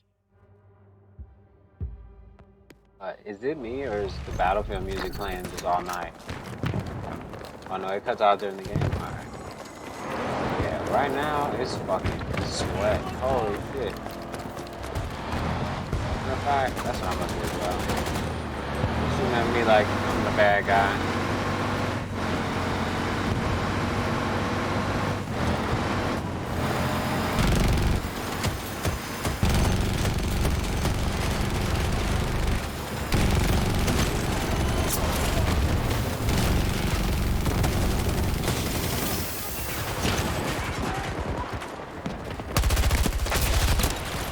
I was shooting the box and not the people. Now they have to hold them. I'm just gonna do a quick shoot and review. I'm gonna do a shoot and review real quick, bro. Oh, they hiding in here behind a box. How the fuck did he get behind that box? I said these motherfuckers are doing the most tonight. Whoa. I pulled no punches. Okay, cool. Up north, 4 ingredients in this, okay? And maybe not. Hostiles. Alright. So yeah, fuck it. We'll go back to this shit then. Fuck it, we'll do it live, you know? What is it? Nothing. Damn, what is it? Attack there! 300 meters away. 300 meters away.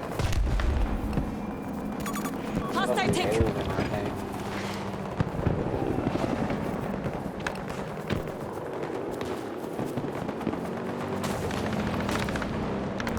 Requesting a ranger drone on my position. We hear you. All I got is a fucking knife. Holy shit, these niggas on the roof and shit. Enemy neutralized. We are securing Alpha 2. Sector Echo has been conquered by our forces. Hostile armor. Distance 200 meters. Our troops have secured more sectors than the hostiles. Stay back now, fucker. No way out. Let's move.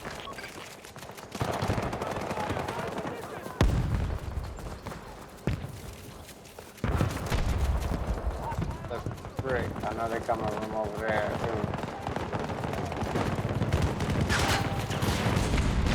Like that. Marking enemy tank 15 meters from my position.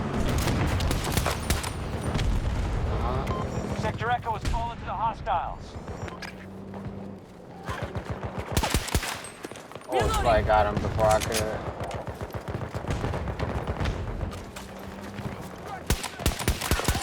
Oh, okay.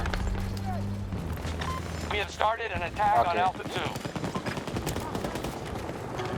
Finally, we started the attack on Alpha 2. What is it, bots or something?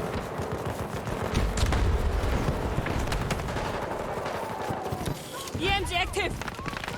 Oh, fuck, I forgot. Here we go. They may hide it, but they're hurting. Oh, I'm dying. Oh.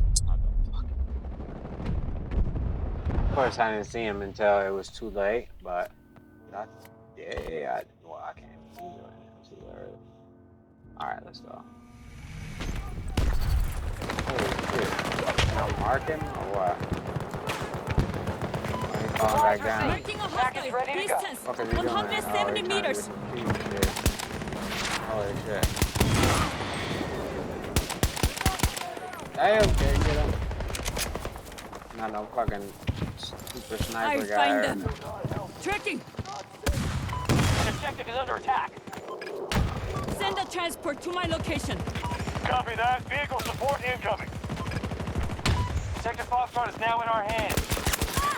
Ah, damn, he got hip checked.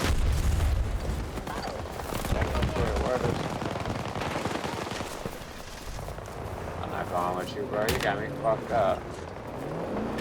We just lost control of an objective. Nobody cares. We're trying to get this one now. The enemy has seized Alpha 1.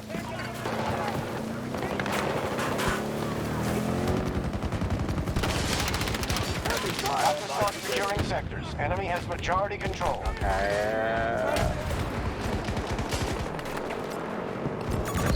Danger here! Hit! Cancel that!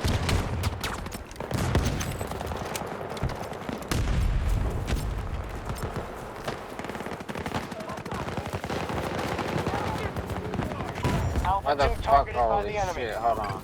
Let's try this out. Where's that fucking tank? Alright, go guys, kill him. I can't do anything, but you guys can if you guys got rockets or whatever. Holy shit. Is anybody gonna kill this motherfucking tank? Holy shit. Whoa. Did they kill the tank? Did I get any points for it? What is that? Yeah, that's the tank. Cool. Okay, so that makes it easier. Holy shit. Oh, got him. Got him. Got him. Got him. I tagged him too. Holy shit. That's a dog.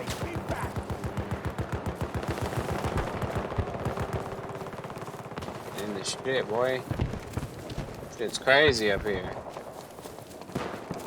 Move out there to my marker. Support drop available whenever you're ready.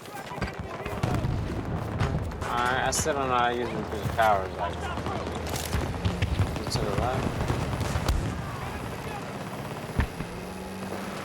Oh, right there. Oh, they got him all over your body. Our troops just seized Alpha 1. Sector Alpha under control.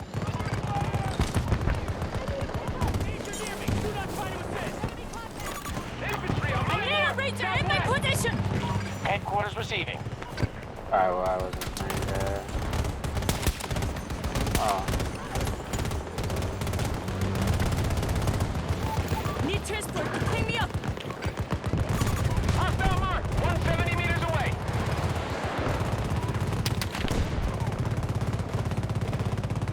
Oh, shit.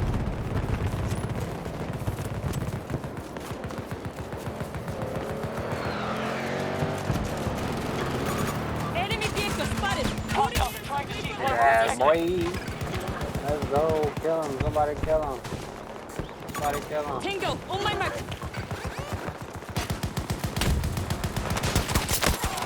Get your ass down. Holy shit. Oh, I'm about to die. Oh, don't run in a straight line. Alright. If we Yes, don't conquer me more too. sectors than them, we'll be defeated here.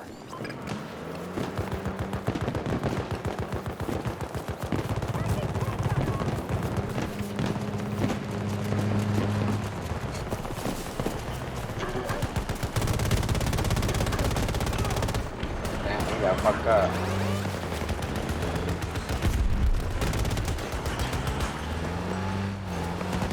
Feeling about the tank. Holy shit. Tank way over there. I ain't gonna be able to hit that far. Okay, what's this fucking other thing? Oh yeah. Is it this button? No, so I can't do it right now. Alright, whatever. Alright.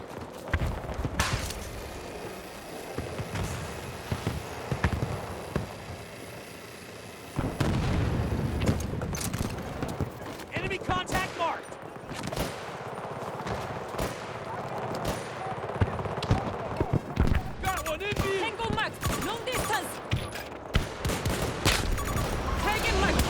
ready to drop. Incoming fire!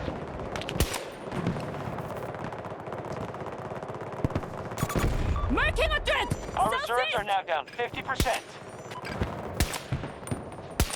Oh, close. Too far around. Got to reload! Hold on. Let's see if I can park a truck up Testing here. transport to my marker. Wilco, vehicle assigned and en route. Enemy tank on field. See if I can do this big ass. Oh, the truck did make it. Okay. Tango, no way! I can't hit shit with this thing. Holy shit. What is this? The 50 gallons up there? Oh shit. Holy fuck. Oh, where's the helicopter? Oh. Shoot the helicopter. What the fuck gun is this? I never used this gun. Oh, it's a tank. Hostile tank, some distance.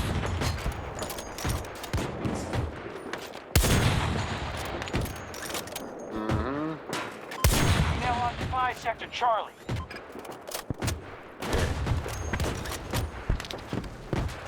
We're making them back up. Trying to get a hit though. I wonder if it would even damage the tank though, to be honest. I don't know. Holy shit, he's already in the gun. I'm getting out of there because I seen the sniper. Holy fuck. Reloading weapon! This fucking gun shoots way too far. Alpha 1 is under attack. Fire!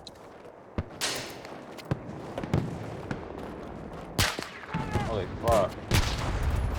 Definitely not gonna be able to hit that.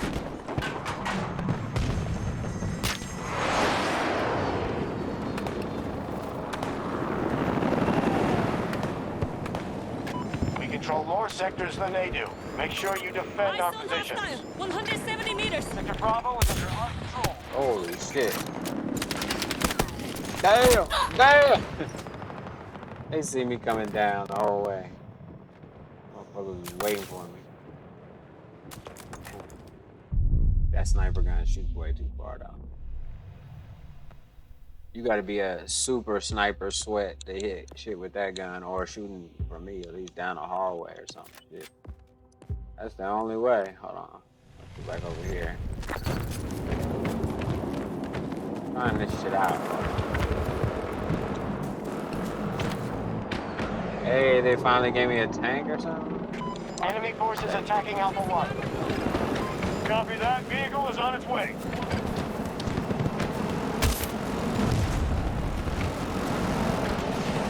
That shit takes it away, I forgot. 30 meters away from my position. Blocked Alpha 2.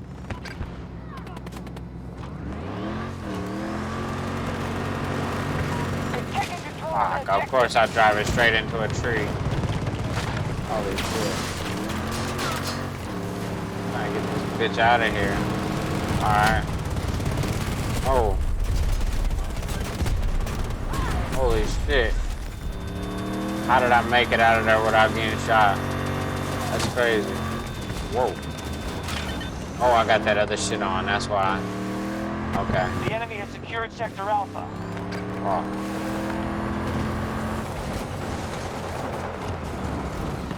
Whoa.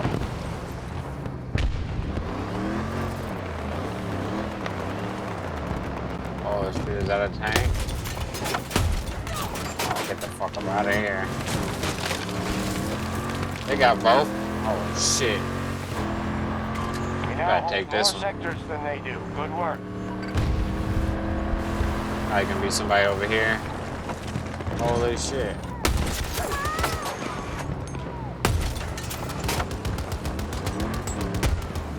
That's our guy, bro. Friendly, targeting Alpha 1.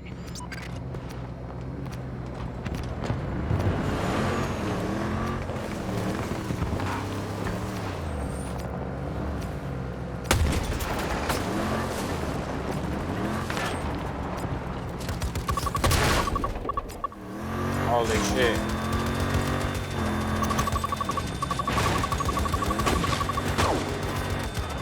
Support package ready to drop. Oh. Got your ass too.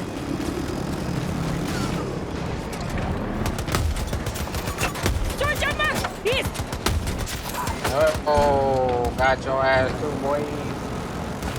Got your motherfucker.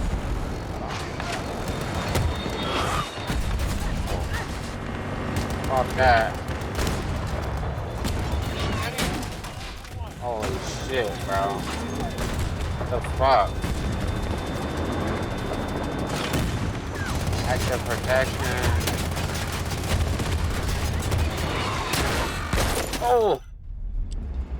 They fucked me up from every conceivable angle. I couldn't get out of that. Man, it goes down. When you especially a solo player too, shit. It be going crazy. Alright. I got the cool skin on this one. Actually, that's what I probably need to do, huh? Zoom out. Russians have control of most sectors.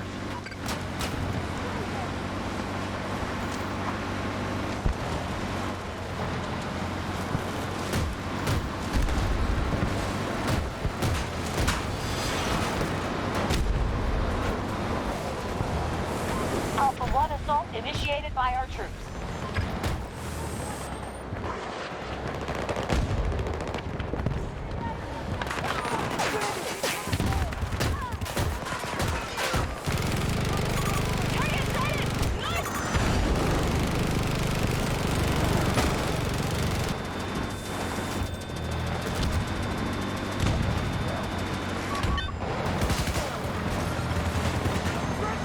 Gonna hit that motherfucker. I know he was right there. Oh, you can't just swoop.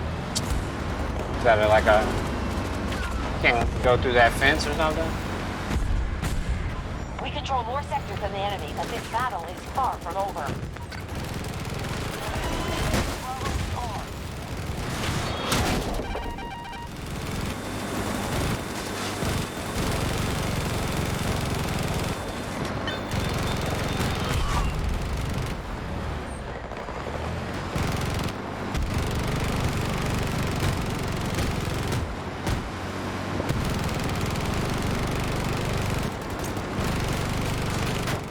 Got his ass, boys.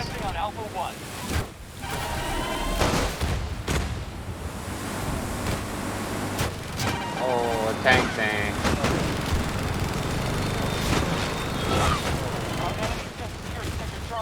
Tricked them, tricked them, tricked them, tricked them. Driving in, driving in.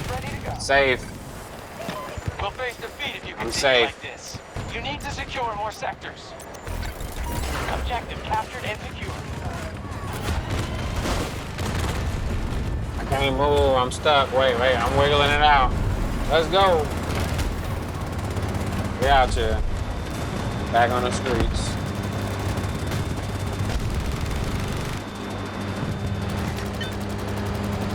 Don't hit my shit, bro. Learn how to drive.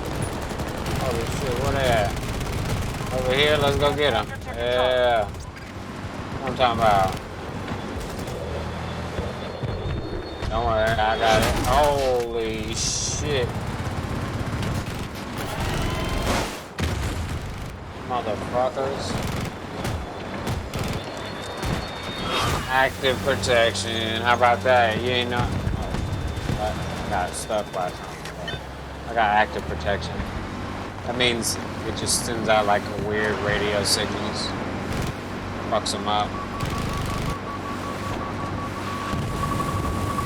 Look at that. They missed. They missed. They missed. Holy shit. Can I get this fucking thing out of here? Okay.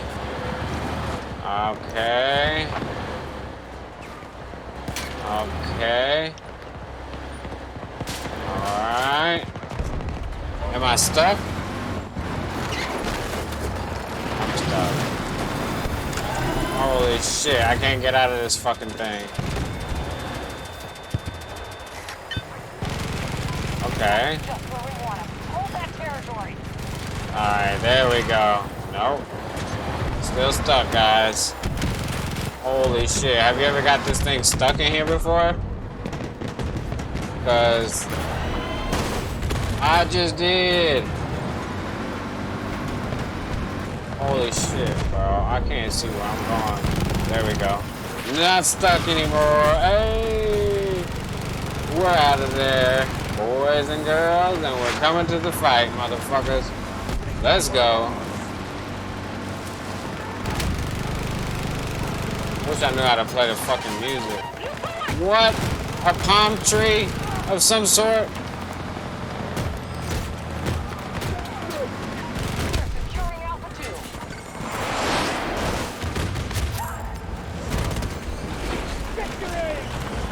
What the fuck are you doing, bro? Stop ramming me. I got a plan. Just stick it to the man. You don't.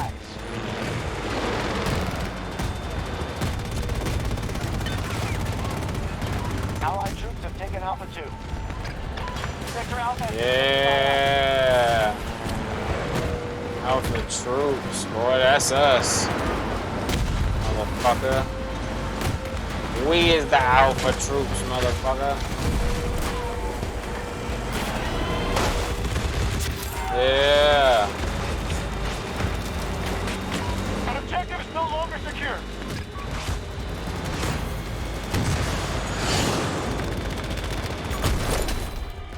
Anti-tank mine. That's what I get for taking the streets.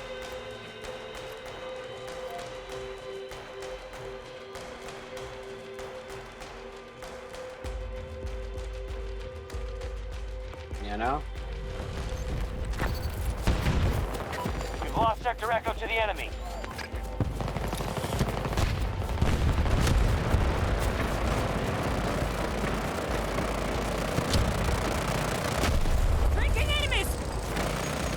I always press that shit too soon. You know what I mean?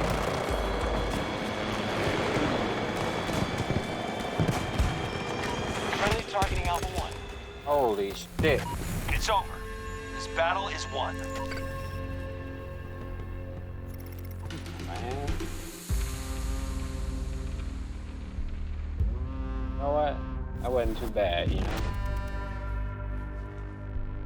Yeah, I didn't get that many kills, but I think I focused more on the game. Holy shit. Wait a minute. Oh, okay, yeah. No, I already did it over here. Yeah, fuck that. Fuck that.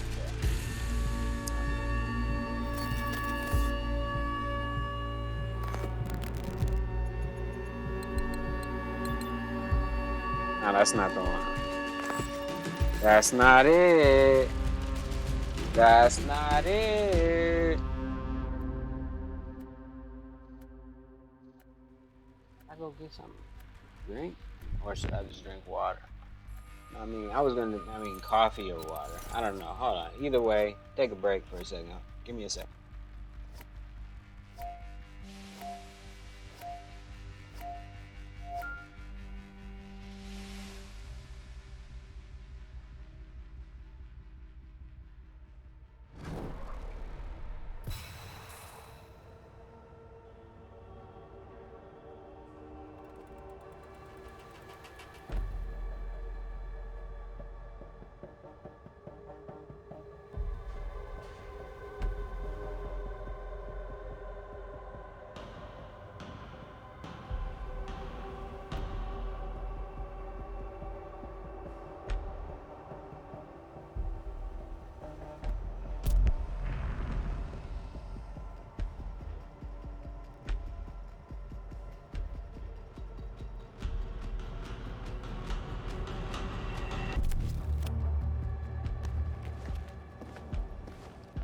Let's make the impossible possible.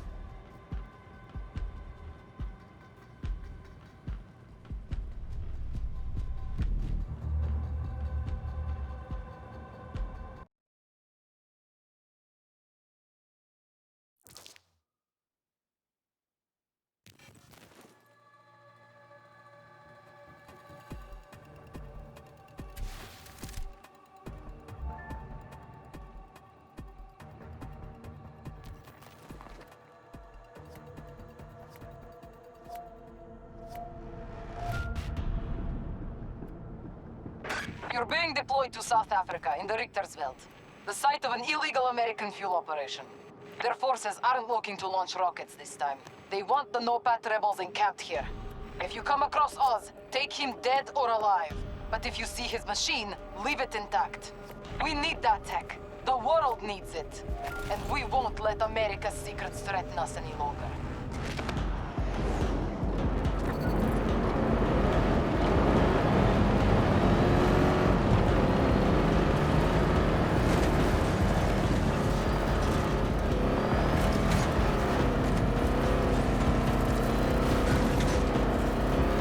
Sorry, I hate this gun in this truck. Come on, man. We have lost Alpha Sector to hostiles. Check your turn to He's the gonna get it together, hopefully, get it back on track. There we go. You control most sectors on the battle. Let's go.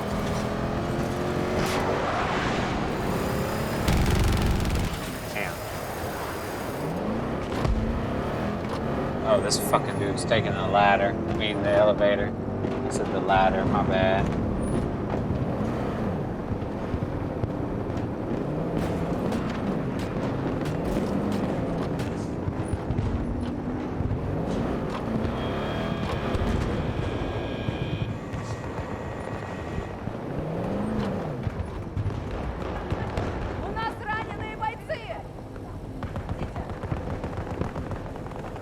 Our forces are moving to attack Delta 1.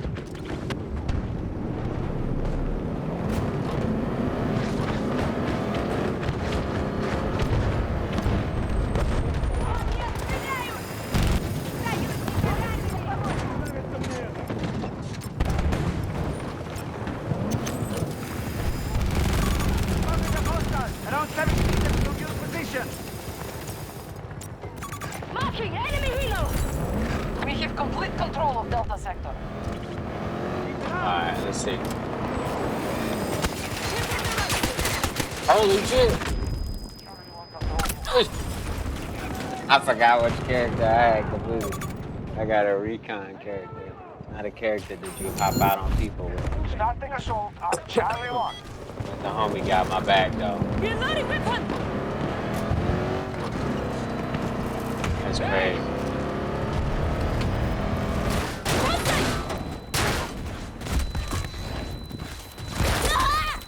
At least I marked the tank. At least I marked the tank. At least I marked the tank. You can say that, right? Do I get any points for it? Is it gonna blow up? It's 3 people in it. He's tagged. Nah, nobody got to look at him. Jeez. Alright, I gotta switch players or something. What player? Let's see. Fuck it, since let's see. What does he do? Oh yeah, he's like support. Oh, bro, what else do he do? What is his gadgets that like? I mean, is it really like he heal people? Like, I ain't fucking trying to do that. Alright, so this is what we're gonna do. We're gonna do this again. Fuck it, give it another shot. Let's see how it goes. Let's go, let's go, let's go, let's go, let's go.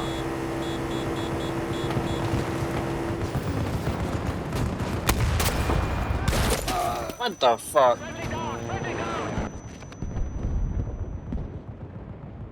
That motherfucker. That motherfucker. That nigga took that rocket and just killed me real quick. What was I supposed to do? Look at these guys. They fucking like, it was 2 outside of the tank, 5 in the tank. Being a brave soul with an ATV try to kill this thing. Was it the right idea? I don't know. Was it brave? Yes. Did I die? Yes, also. But I don't know. I think it was the right idea. I can't come back from it anyway, so we're gonna have to live with it. Hostiles control more sectors. What do they want us to do to those things? That's why after that kid said patch the motherfuckers, I'm starting to think vehicles are too overpowered. But, you know, like I said, you gotta just be on one. Sometimes I'll be on one driving like and getting it right. But like some of them be different, like they drive weird, so I don't know. You have to play Battlefield to understand. It's a little inverted or something. We're holding objectives.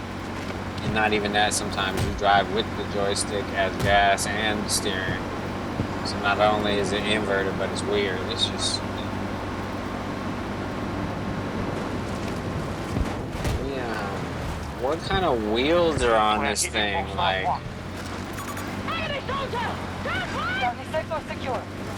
Can I drive through this at least? Or how about this? Oh God, you telling me I can't? Look at that curve. Battlefield, bro. I gotta chill. Holy shit, why are they doing that to me? What did I do? Pulling up. Let's see.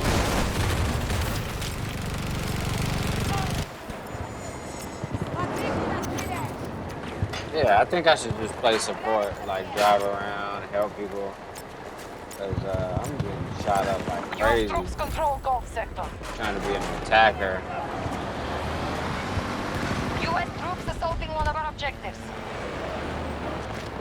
American troops are showing signs of attrition.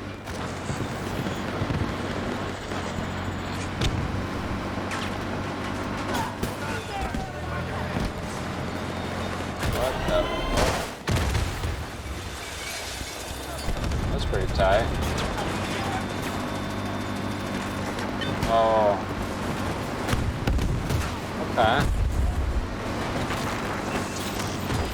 Holy shit, they onto me. My shit is stuck too. Hopping out. Whoa, whoa, whoa. Whoa. Damn. Down right there. As soon as I was getting the hang of it, you know? I was starting to figure out the mechanics because, you know, this new, I put a new weapon on it or whatever. At first I thought that was a decoy, but then I started realizing I was killing people with it. So I was like, wait, it's not just a decoy. This strategy is not working. Hostiles control more sectors than we do. Exactly, this strategy isn't working, whatever we got going on.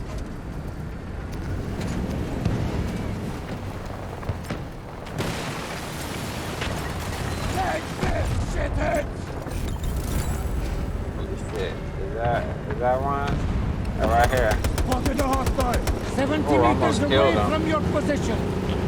Alright, he's driving the tank. Alright, he's driving the tank. Look for a new video. Oh, wait. I see somebody. Holy shit. Oh, I got a piece of him right at the end, huh? Oh, got his ass. Lucky I didn't jump out. Oh. I was about to jump out. Oh. Alright, whatever. Nobody looking? Hold on. Who the fuck is behind us? Oh. Oh, wow. Okay. That was a good one. Holy shit. Who's hitting? Do you see anything? Holy shit. I can't see that way. Can't see that way. Fuck it.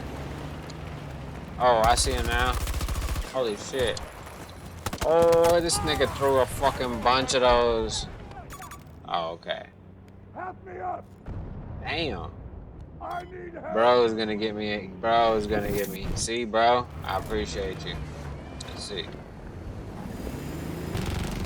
He know. He know. They have taken all of Gulf sector. Alright, well. They control more sectors than us. This is the I wanna watch the Mario movie.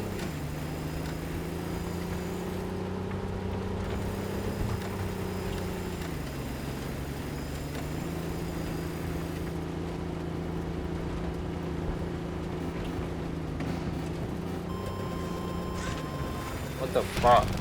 Where's this guy going? Where are we going? We're going around the back or something? Oh, we're going to this one. Yeah, I'll be forgetting about this one.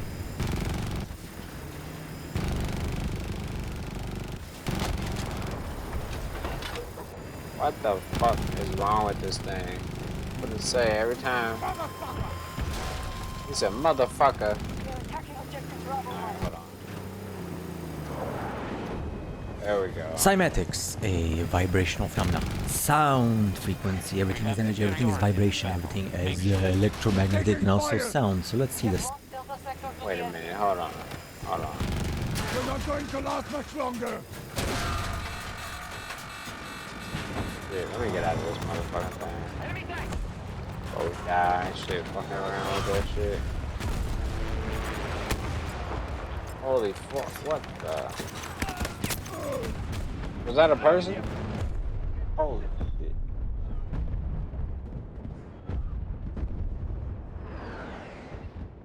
Motherfuckers be like, this string?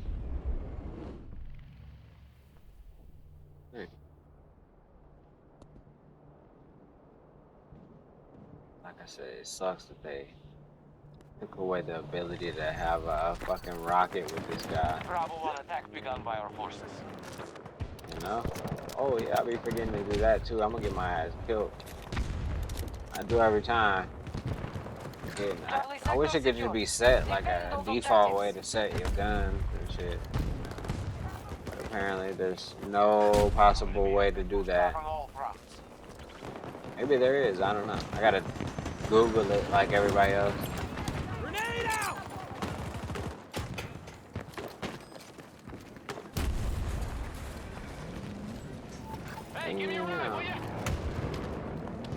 Nothing? Nothing back here or what? Hold on. Yes, yeah, there's nothing back here. We have enemies attacking Alpha 1. Need some armor delivered on this mark. Request received. Oh, Your there's two vehicle is en people? route. Where they at?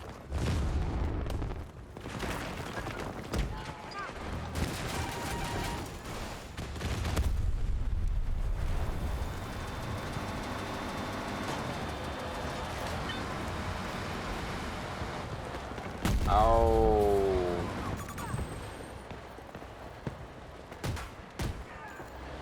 Enemy forces at half strength. Holy shit, what is that? Is there something coming out? Is that a tank? Is that a real tank? Get the fuck up out of here. US forces attacking one of our objectives. Wait a minute, I'm gonna stay here as long as I can. Come pick me up, bud. Holy shit, let me back out. Holy shit. I just seen some fighting.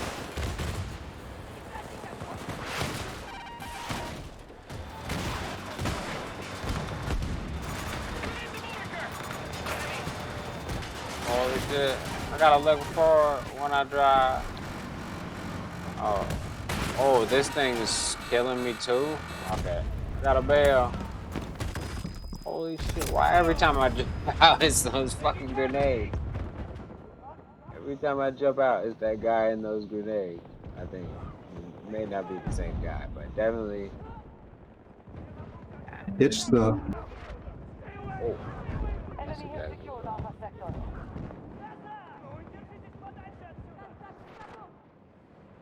Yeah, Friday Night Battlefield. If you ain't ready to sweat,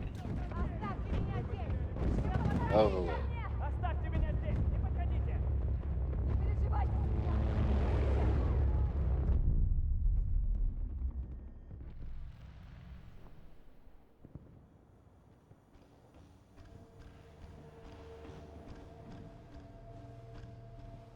Fuck it. Let's The go. Vatican's secret archives is one of the What? Let's see. Hold on.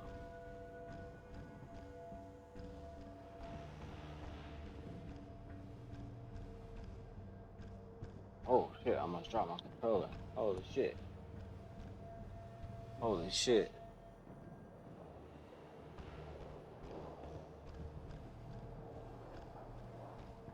Probably.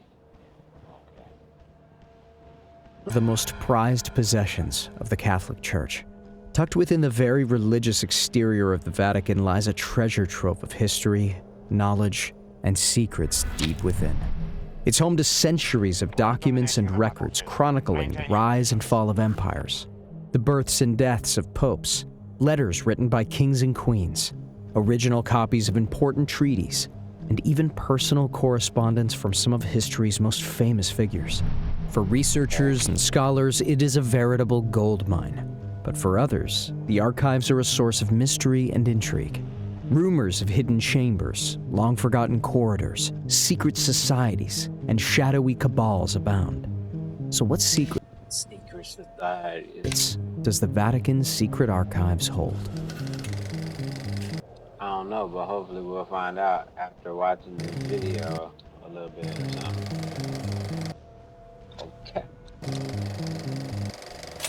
The Vatican City-State was founded on February 11th, 1929.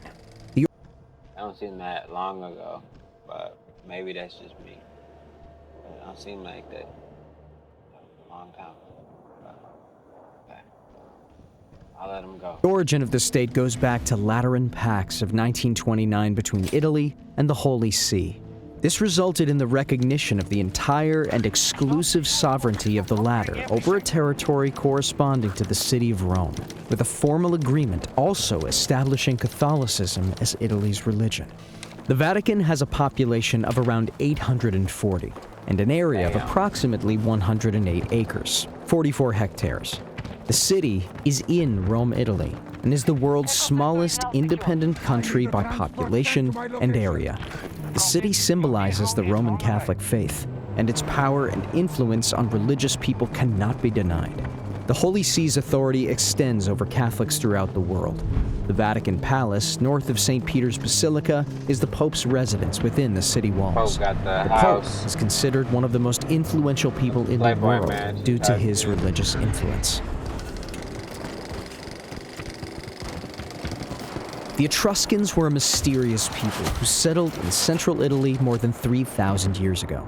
They were experts in engineering, art, and architecture, and their civilization was one of the most advanced of its time. However, we still do not know much about their language or beliefs. We know that the name Vatican has nothing to do with the Bible, Greek language, or Latin. It is derived from the Etruscan god Vatis, who was the god of divine communication and prophecy. The Etruscans believed that Vatis resided in an underground cave, and they built their temples on top of these caves to commune with the god. Today, the Vatican is still built on top of an ancient Etruscan cave, and it's said that the Pope himself communicates with Vatis through a secret tunnel that connects the Vatican to the cave. Whether or not this is true remains a mystery, but it is clear that the name Vatican originates from pagan belief. In October 2019, Pope Francis changed the name from Vatican Secret Archives to the Vatican Apostolic Archives. The Apostolic Archives is the central repository of the Holy See for all of its acts, deeds, and documents, and is one of the oldest institutions in the world. It was founded on the initiative. It's one of the oldest institutions in the world. Are you hearing that? This is education, because this is clearly not Battlefield gameplay, because I can't kill nobody without fucking dying tonight, man. Woo. So this is education now. Of Paul V in the mid-17th century, right? And is currently one of the most extensive archives in the world. The archive also contains personal archives of the Pope and are subject to the Pope's authority. The archives are divided into two sections, the Vatican Apostolic Archive and the Vatican Secret Archive. The Apostolic Archive contains documents from the pontificate of Pope Innocent VIII up to the 20th century, while the Secret Archive houses records from more recent years. The Apostolic Archive is open to researchers, while the Secret Archive is not. The Vatican Secret Archives is a vast storehouse of secrets and revelations, containing records of scandals and explosive information. The archives are so enormous and disorganized that no one knows its full extent.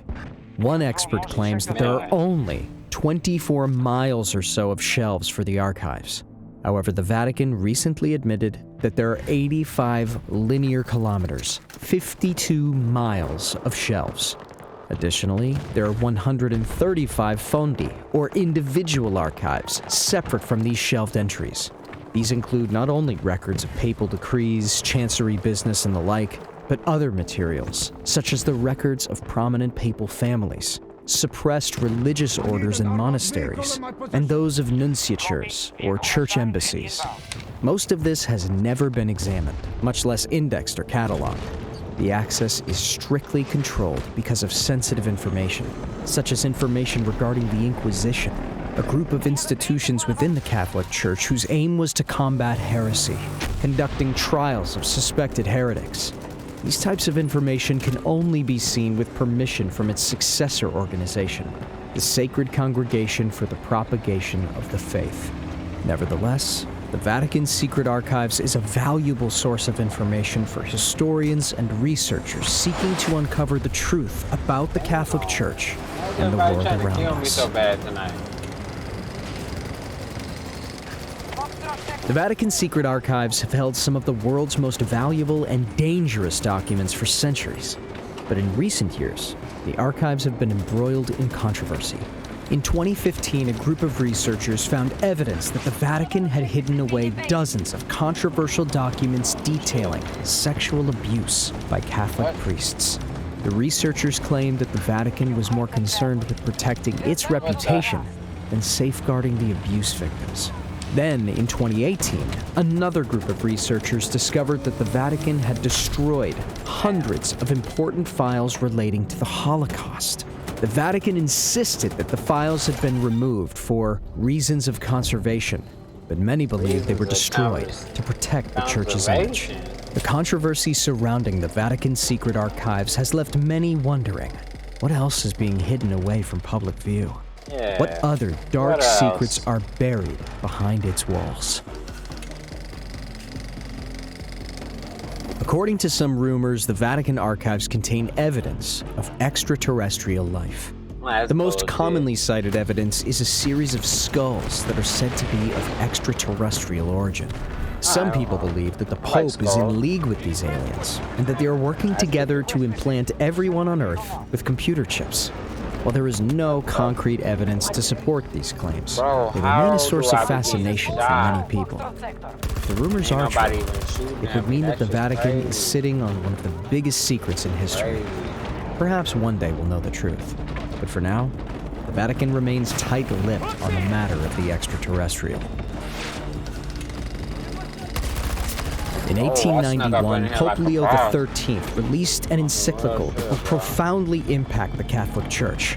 The document, titled Rerum Novarum, translated to Of All New Things, was a scathing critique of the Industrial Revolution and its effects on workers. Leo argued that the new economic system was exploitative and unjust, and he called for sweeping reforms to protect workers' rights. The encyclical caused a stir within the Church and sparked a debate about the papacy's role in social and political affairs.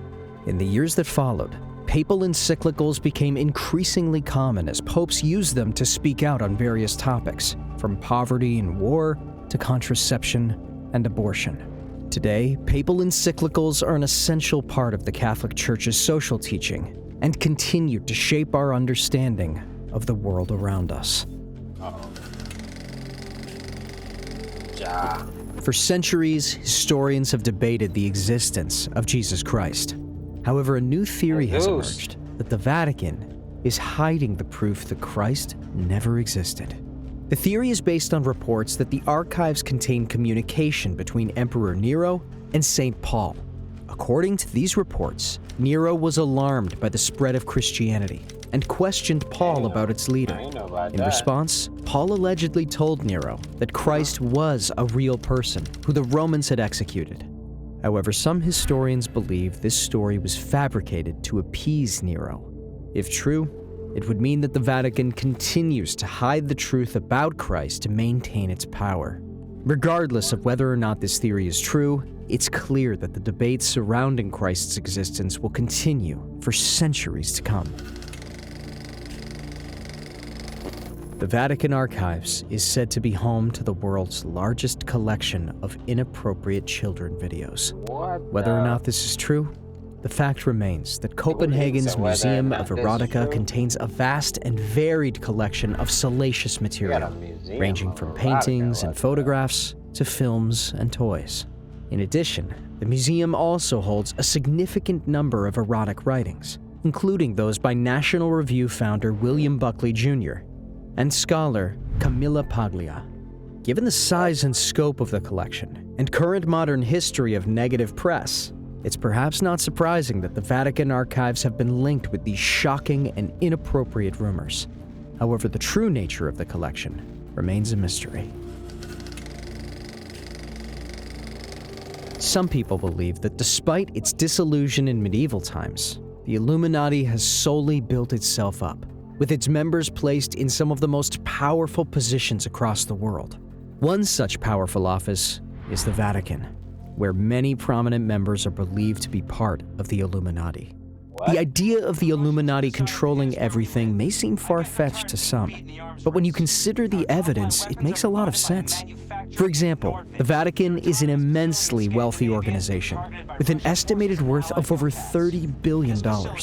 They also own some of the world's most valuable art and historical artifacts. Given their vast wealth and influence, it's not hard to believe that they could be behind some of the world's biggest conspiracies.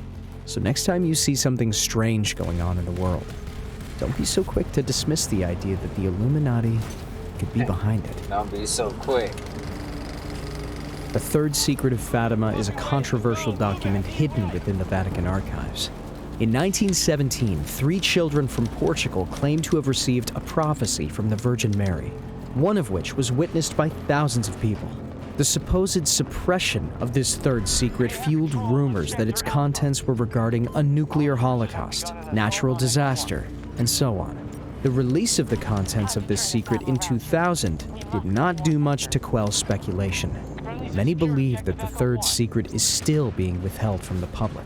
Some believe that its contents are too shocking to be revealed, while others believe that the Vatican is using it as a tool to control the masses. Whatever the truth may be, the Third Secret of Fatima remains one of the world's most mysterious documents. Only a handful of people can access the archives.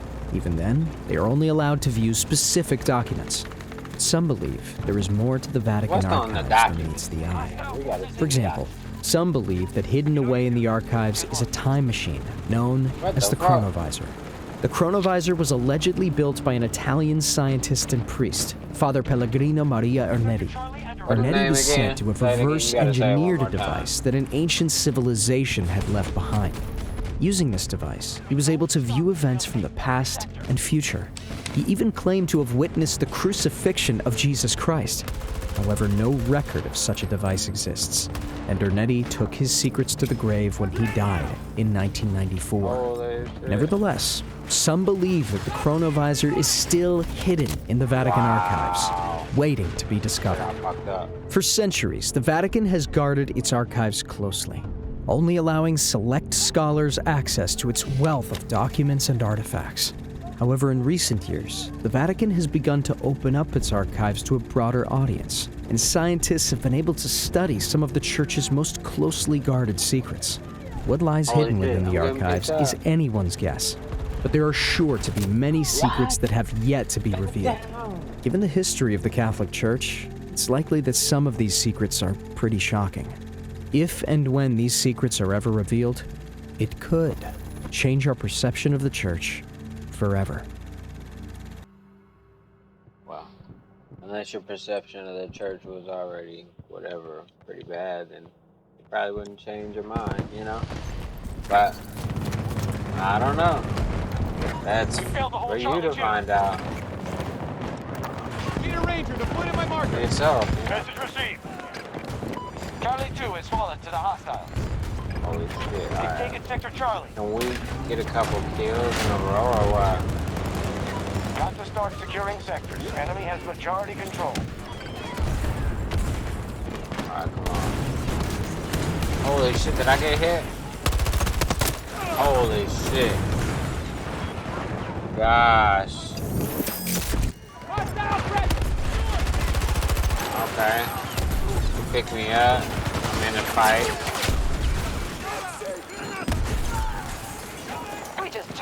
Is there anybody else here or something? Or are we just running up and shit? Oh, that's their thing. Hold on. Oh, shit. Holy fuck. Holy Got your ass, bitch.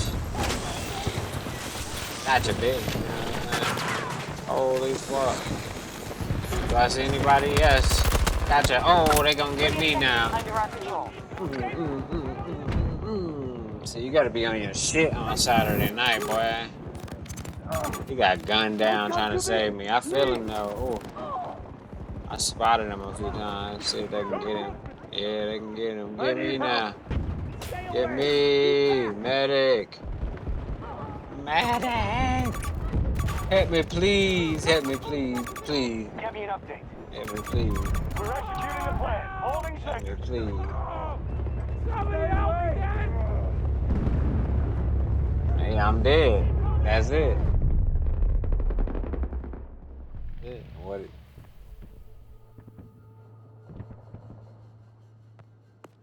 What am I supposed to do about that, you know? Call in when you need a support drop. Up we go.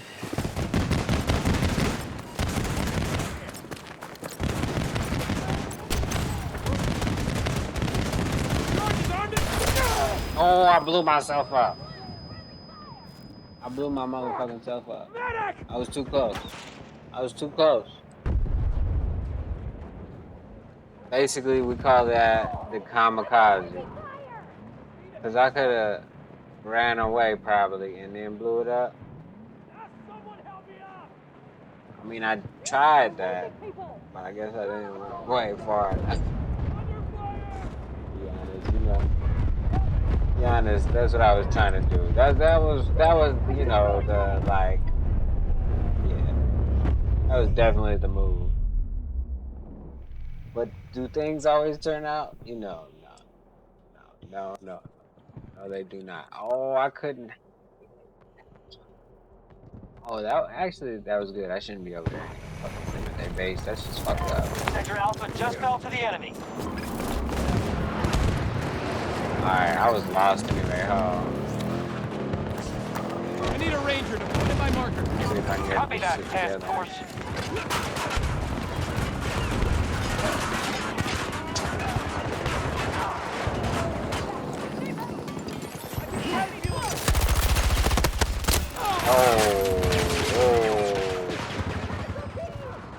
It's crazy. They laying on the ground and everything over there. Oh, the Lakers and the Suns. Let's see. Thank you, Michael. We'll check in often with you. No, we won't. We're gonna put it on mute for you motherfuckers, boy. Holy shit, that gun got me. Like, hold on, let me do it like that. Like, maybe that's cool.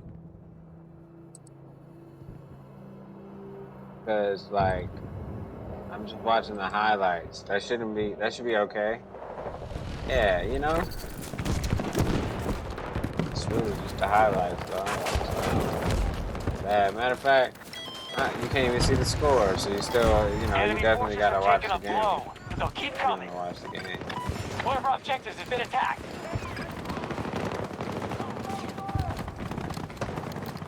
There's definitely somebody in here.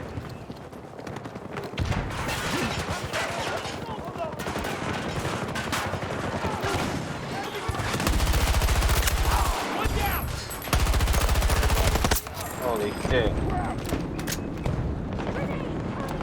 Reloading, watch my back! Shit. Holy shit.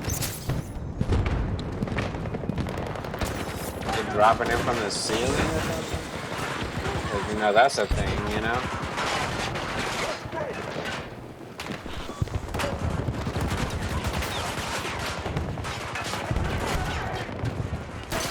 Grapple in place! We are fucking here too, you know? I forgot I can throw up that thing like that, you know? Holy shit, that shit sounded real as fuck. Oh, what about this guy? Holy shit.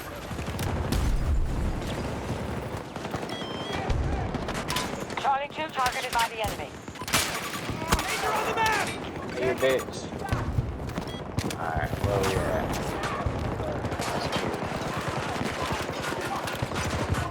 Where to go now?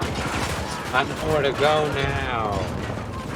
I know where to go now. See? What the fuck? Why? What the? He must have got deleted so fast. Holy shit! What the fuck is that? If I'd have known that that dude was doing that, I probably would have goddamn did. You know the what's the name? Got his jewelry. Probably would have got his jewelry definitely. Oh, what the fuck? Alright, yeah, alright, I'm going this way, alright. Sometimes you might get turned around in this game, but you gotta go north and south and shit.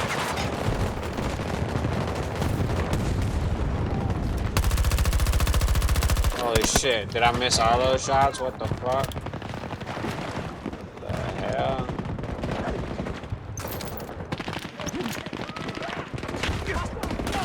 Oh, I tried to fucking hit him. Get your ass back, bitch.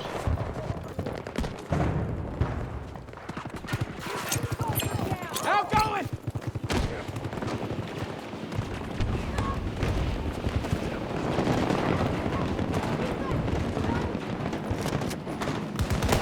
Holy shit.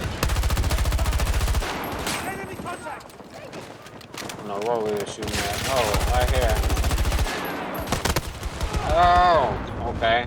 I'm glad because my pistol wasn't like it's supposed to be. Holy shit, bitch. Get your ass back, boy. Holy shit. These motherfuckers kinda both sides and shit. Hold on. Hold on. Please get the fucking thing there. Oh, is there another one I can get up? There we go. Third one.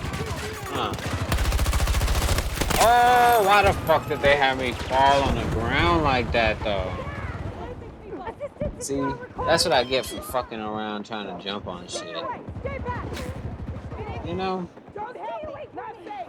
Who thinks of that? Like, you're doing good shooting people, right? All of a sudden, you see two boxes and you just go crazy trying to jump on the fucking two boxes. Why? That's so fucking important.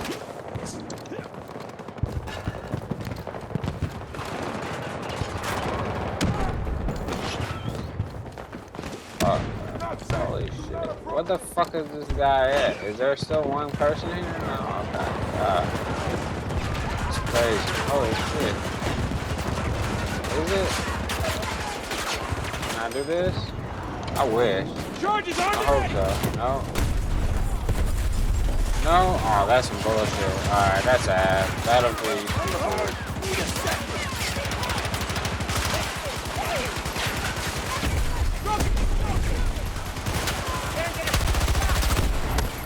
Holy shit. Holy shit. I didn't expect him to be around that corner. Crazy. Give me a hand, I'm hurt. Give me a hand, I'm hurt.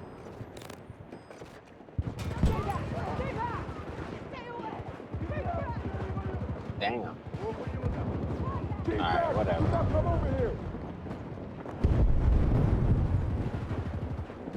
They winning or what? Let's see. Oh, it was a close game in the third. Uh-oh. To the rim with it, okay. Charlie sector has fallen. Alright, let me see.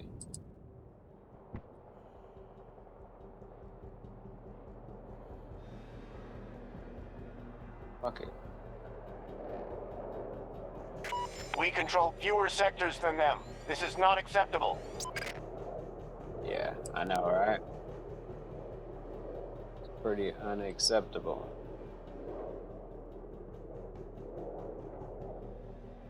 Holy shit.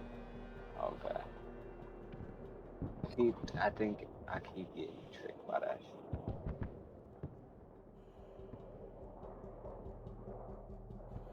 They're down to half strength.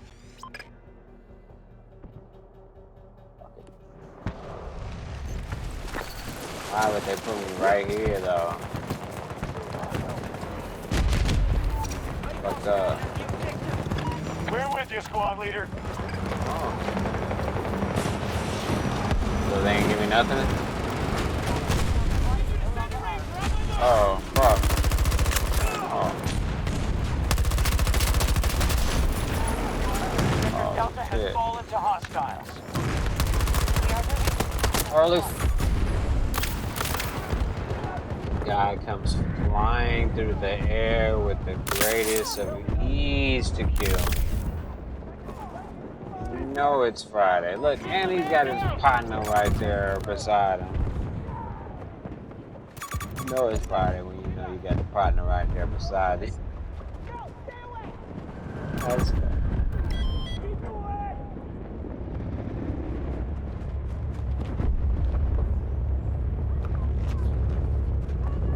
I'm dead.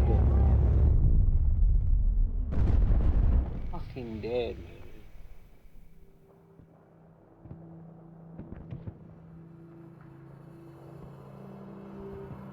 Oh no. We ain't finna talk about that shit right now.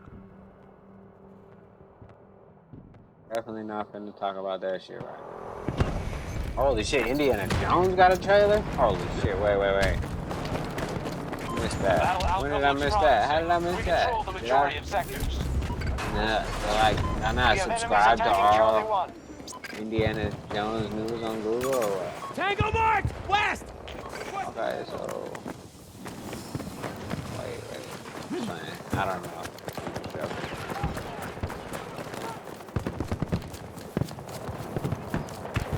It could be fake, but I don't think so. I know. It's not fake. But still. I'm trying to kill somebody. So hopefully I can sneak up on somebody. Oh, maybe. Package ready. Call if you need support.